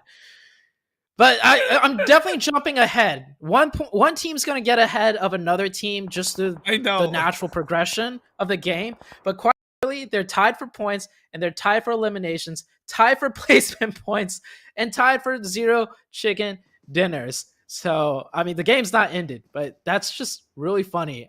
And what a precarious situation we are at this very moment in this stage of the game. Suppose it's a good point you make. If it was to end now, as far as I know, it will come down to the result of your last game, as in whoever had the strongest result of the last game. As far as I know, I think that's what the tiebreaker rule is. I'm glad you brought up that point. On a side note, the last Headquarters player is a River Troll. The circle shifts on up in just a mere second, and it's up on the Northwest. And just to say that Northwest Island, it's still in the circle. The Zute curse is real. Oh man, how does that even happen? Technically, why I put you on the spot, man. Technically, the Northwestern Island is in play. Yep, it is in play still. It is in the zone. Rico Infinity doing Rico Infinity things, controlling this high ground. Nice sight lines, good shots connecting onto 963. They only got 2 players up. One of them is knocked, but definitely not revivable. On the other side of things, I think it is safe to say RTG will pass up headquarters, because RTG get that zone, headquarters down to 1 being that river troll. That circle unfortunately shifts away from the headquarters team. What do you make of the fact that Dunak went into runes and been in runes for the last circle and a half? I think that was a big risk, and I don't really believe it's paid off. Technically, they're on the edge of the circle, but I think disengaging away from runes is so difficult that there's quite a good few teams in front of them, and there's going to be a few teams around them. If they could keep 4 up from the ruins and just weaken players around them, so even when they have to make that crossing on the road, if they have the smokes, they can win the game doing that. It's pretty much kind of like edging in on the zone of Erangel. If you can keep 4 up, even if you have to make some sort of cross in the late game, with 4 players, you probably have the smokes and hopefully the manpower, you know, to override some of the other teams that have been fighting in, you know, quote-unquote better positions. So we'll see how that plays out. Team that is still in slight running, although down in 20th place into this game, is 4K, and they're taking a fight against Nigma Galaxy, and they are winning that fight. Unfortunately, headquarters, he was down in the river, he goes down, and I wonder, is the headquarters missing the second super weekend for a team that did such a good amount of work to get themselves back into the running? It would be a little bit heartbreaking to see them fall down in the final game of League Week 2. Yeah, they had us by the heartstrings, making their 2 big games back to back. It just goes to show. Imagine if they got a little bit more than 2 points in 5 games. It'd be a completely different story as the new circle comes out. And I know you have that magnifying glass on the screen right now, Imperium, because technically there's a smidge of that northwestern island in play still. Look, you know, I let it speak for myself. I'm glad you acknowledge it. I didn't want to call you out on it, but yes, that is the case. Of course, it moves away from runes as well, so that makes it quite difficult for Dunak. They are still up as a full squad, 0 eliminations so far. 4K though, they're still up as a squad. They have 3 eliminations. They're riding off into the sunset. However, I might have spoken too soon as Rad gets a knock onto one of their players across the road. Yeah, so RTG still alive with 3. They're looking good to make that super weekend, but we'll see how the points play out. 4K, the other team that's potentially in the running, like you mentioned, that hard shift does not bode them any favors. They're down to 2 players as one go down to that play zone. Rod trying to run their way in, just a mad dash across the open fields. They know there's too many angles to try and cover, so they just fingers crossed and keep the legs pumping. Beautiful shots though out of the KONQUEROR Iraq team. This KONQUEROR team too, another team I'm really excited to see in the super weekend because I feel like they've done better and better as the days have gone on. 4K have been eliminated. Their run, their fight for the second super weekend is unfortunately over. So that means 2 out of the 4 teams that didn't make it into super weekend 1 have not made it into the super weekend 2. It's all up for the fight in the top 16. Another team threatening YaLLa's position being eliminated makes it even ever so slightly easier for YaLLa to make it through.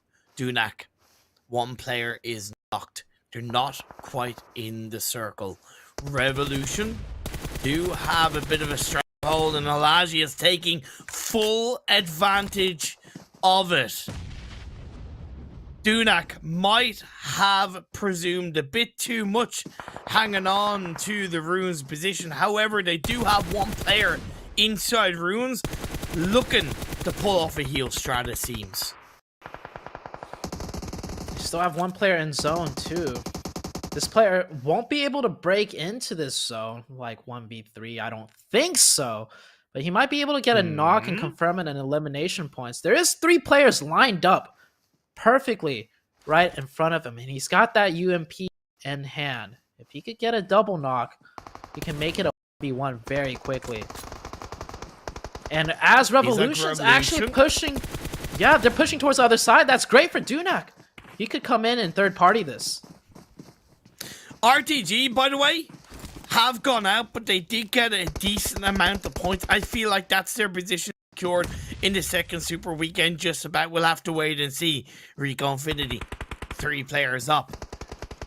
They're cressing over the northern part of this circle outside of it. Hovering between the blue and the edge. Last player, Rad, swinging it through. Dunak. He has been taken out, unfortunately. That means Leith is healing in the blue. A plan B heal strat from Dunak could be the reason they make it into the second Super Weekend. It could be the reason why they knock YaLLa out of the running. For the time being, focus is on the final 14s in the last game of League Week 2. This Rod player really needs to go down for the side of Dunak. That top 3 versus top 4 can be a huge difference maker in terms of points. And Desha is literally just right there. And with the zone closing in, Leith does not secure a top 3 finish. And there we go. That would have been the top 3. If he had one more first aid kit, it would have been different. 3v3, Rico versus Revolution. Now comes down, oh my god! QHT! 2 for the price of 1! Revolution! Whittle Rico down to just 1 player, but SK Ton is gonna trade on off a second through! SK Ton nearly clutches, but Revolution gets a chicken dinner. If there was any player to potentially pull off the 1v3, it would have been SK Ton of all players. I didn't see if he happened to carry over that level 3 vest that we saw him pull out in the other Sanhok game, but if he did have that level 3 vest, maybe that would have been the 1v3. But hey, it's not the Super Weekend, so missing out on that chicken dinner, doesn't mean too much. We saw Rico Infinity pull off 5 chicken dinners in the Super Weekend, pocketing $5 grand, and looking like they're ready to maybe do that again, if not more, heading into the new Super Weekend. But yeah, that is it for the very last match of the day of Week 2 League Stage. We got the match rankings on the screen. Revolution with 24, Rod with 22, Rico Infinity with 20, and then it dropped down to 8 points. Is 8 points enough, Imperium, for Dunak to break that top 16? I have some speculation around it, but I'm not going to speak about it. We'll have to wait and see for the overall standings. It's kept it very close. 4K, unfortunately, they got 3 elimination points, but with all the damage they took, they didn't seem to maybe have that plan B of a heal strat, and they only got 4 points in the end. Headquarters, I really have a lot of sympathy for them. 0 points in that final game. They did have that golden result, which gave us such a lot of hope for them, but in the end, they crashed and burned. Headquarters they're pulling on my heartstrings, man. When they made that huge comeback, I was rooting for them again. And then seeing them lose that 1v2, and then the player going for the revive dead in the open of a doorway, which the enemy player could potentially pop out on, that almost makes me want to say, like, no, you guys don't deserve to get into that Super Weekend. But I never like, putting down a team, because they do practice. All of the teams put in so many hours, but to put it simply, I don't think this team is quite ready yet, right? They have 1 week left to go. Most likely, I'm going to put it out there, they're not going to make the finals off of 1 Super Weekend alone, but I would love to see some improvement out of the team, because it might be potentially over for them. And we'll see right now just where they lie. But we still have entire years of competition, of practice and grinding to go. So looking at the overall Imperium, Rico Infinity once again, first place. In last week's Super Weekend, first place in Week 2's League Weekend. Very nice to see. Yeah, I can't argue with it. Rad closing out second, Triple D in third. Obviously, it really wasn't too much of an important venture coming into the final couple of games. Obviously, the most important improvement in my eyes is the mind weapon iKURD finishing the league stage in 5th place. 76 points in 8 games. That's just shy of 10 points per game. A difference compared to, I think it was 4.4 in League Week 1, I believe is what you mentioned. They had a little less than 4 points. They had a little less than a 4-point average, so a huge blow up. They finished last week, League Week, in 19th place. Now they finished 5th place. So really cool to see what they'll bring into the Super Weekend. KONQUEROR Iraq, I mean, I just feel like overall this team has been just getting better as the days have gone on. I've seen nice moments of brightness out of them. Well, here's the thing. Focus isn't really on KONQUEROR Iraq. It's not really on the top 8. It's on this second page. Who has made it in to the second Super Weekend? Dunak Esports. No way. They got the job done. 37 points is your cut point for the second Super Weekend. And YaLLa, they survived by the skin of their teeth to end in 15th. It must have been extremely close, Imperium, for that 16th place. Wait, let's keep in mind, let's have the viewers take a look. Placement points 21, elimination points 16. If they didn't pass up RTG by just 1 or 2 points, okay, we know the top 16, but now here's the heartbreaker part.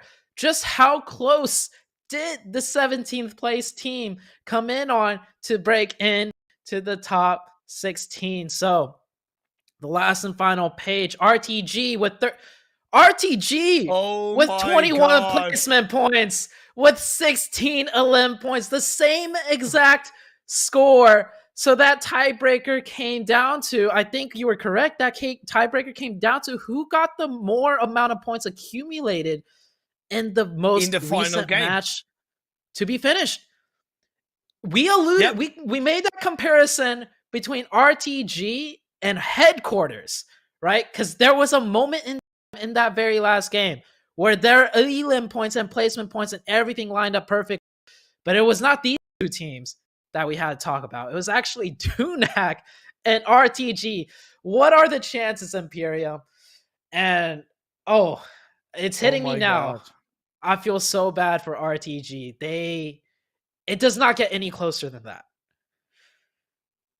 I'm kind of blown away. I don't think I've witnessed this as a tiebreaker to go down to the team with the best result in the last game. I've seen it be down to elimination points. I've seen it go down to placement points, but I've never seen it go down and chicken dinners. But I've never seen it go down to the last game result. This is the epitome of PUBG Mobile Esports, though, right? This is the epitome of what the kind of pre-show hype video mentioned. Every single game counts. At the end of the day, yes, heartbreak for RTG. At the end of the day, I do feel sorry for them, as I do for the other 3 teams that didn't make it in. But every single point counts, and all they had to do was get an extra point here, an extra point there, better result here, better result there, and they would have made it in. Now all they can do is stand back and watch as Dunak create a 15-game gap and possibly a hell of a lot of points along the way. Plus, you got to consider that 2 teams that didn't make it into the first Super Weekend, they have, and they are looking for the top 16. Yeah, it creates that top 16 area just even more competitive, right? The fight for the finals to make the top 16 it just got a lot more interesting. And just throw it out there, Imperium. You were saying the tiebreaker came down to just how well the teams did in point accumulation on the very last game alone. While Dunak got 8, RTG got 6. So it was even close comes to the very last game. You know what isn't close to Zute? How good our sponsors, the Oppo Reno 6 series, is for your gameplay skill. Upgrade performance and upgrade fun. Celebrate your winning spirit with the brand new Oppo Reno 6 series, the designated smartphones for PUBG Mobile, Middle East and Africa esports across the whole of 2022. I still can't believe this League Week 2 has ended in such a dramatic fashion. Oh yeah. Does the fact that it was in Sanhok play into it? I don't know, but like it's just, this is such a beautiful game. I absolutely love it. This was a lot closer for sure compared to League Week 1, right? Where that top 16 cutoff is. And I mean, of course, the storylines have been developed after 1 week of play. Each week just gets more and more interesting because we could follow these teams. There's more at stake as teams start to, set their foothold, and then not just set their foothold, but maybe slip up and fall down a ladder or two, like the two teams that won't be playing in the Super Weekend that made it in the first one. And on the opposite side of things, the teams that rise up, that had a tough week 1, that didn't get to play, that only was able to watch on the sidelines. Well, now it's their chance to get involved. And well, all I gotta say is I can't wait to see what happens in Super Weekend 2 Imperium. Exactly. There is a day's break for all of the 16 teams that qualified into the Super Weekend, but we will be back on your screens, in your faces on Thursday. You're not going to want to miss what happens in Super Weekend 2. Thank you for tuning in. Thank you for watching, and see you all next time.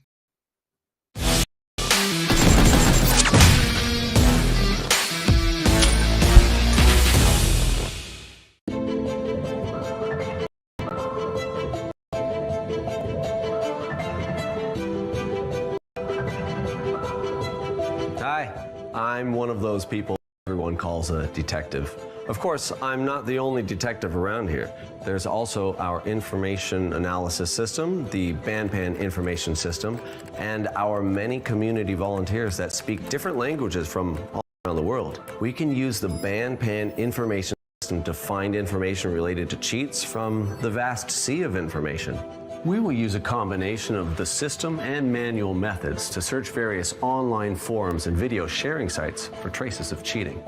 We will also work with our defenders of security in PUBG Mobile from all over the world to search for and destroy channels used to sell cheats. Fortunately, many players have joined our team.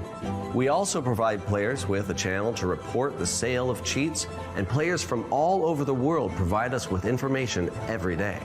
We are so happy to see so many players helping us to combat cheating. I am a moderator and an information collector. I'm a moderator of many game forums. I am familiar with how cheats work and how they end up in players' hands. I'm very aware of the harm caused by cheating. So I've decided to help combat cheating. Due to our efforts, the information of many cheats is no longer brazenly posted online.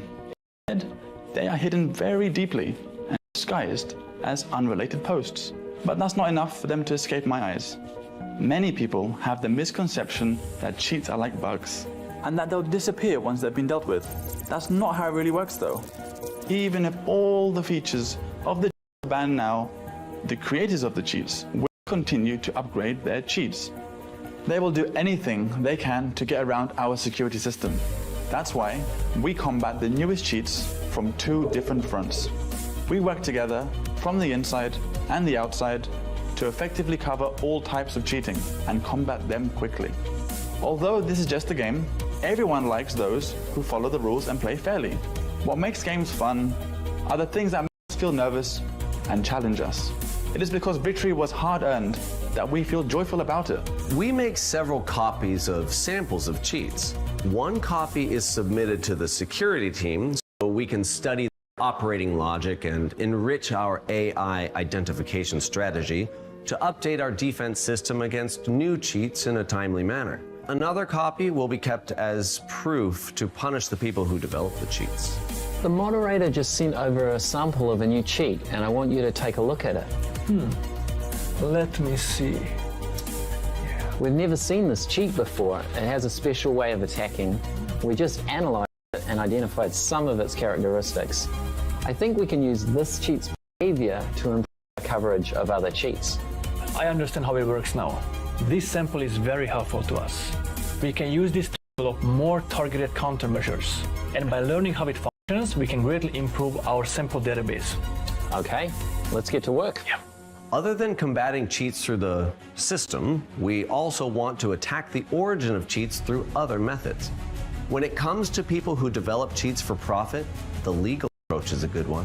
We have a professional legal team, and we believe they can bring these people to justice. But before the legal team can initiate a lawsuit, they need sufficient information and evidence to win the lawsuit. This is where the information we provide becomes especially important. What detectives and I do best is to sift through unassuming clues, tracing matters to the roots, to find information and clues. The more information we have, the closer we are to victory. We received some exciting news today. Our legal team won lawsuits in the United States of America and Germany. That's great news. Let's open a bottle of champagne and celebrate. Hang on. Let's not celebrate just yet. In the lawsuit, the defendant provided even more information about the team that developed the cheat. It looks like we're going to be very busy over the next few days. Yes. In 2021, we retrieved more than 10,000 samples from various channels, and more than 30% of them were valid samples. It's also worth mentioning that many sellers of cheats online are scammers. They won't give you any cheats. They will even hide some viruses in the files they give you. It's a good thing we have our testers and our security experts. If not, our ordinary players would be in a lot of danger. In summary, we're very proud of our work. We feel like we're rangers who search for clues about enemies from the shadows to deal them a swift and deadly blow. Please allow me to promote the security community. We welcome all volunteers to join our security community. Join our fight against cheaters and ensure all players have a fair gaming environment. We are part of the PUBG mobile security IT team. We fight to create a fair, competitive environment for all players.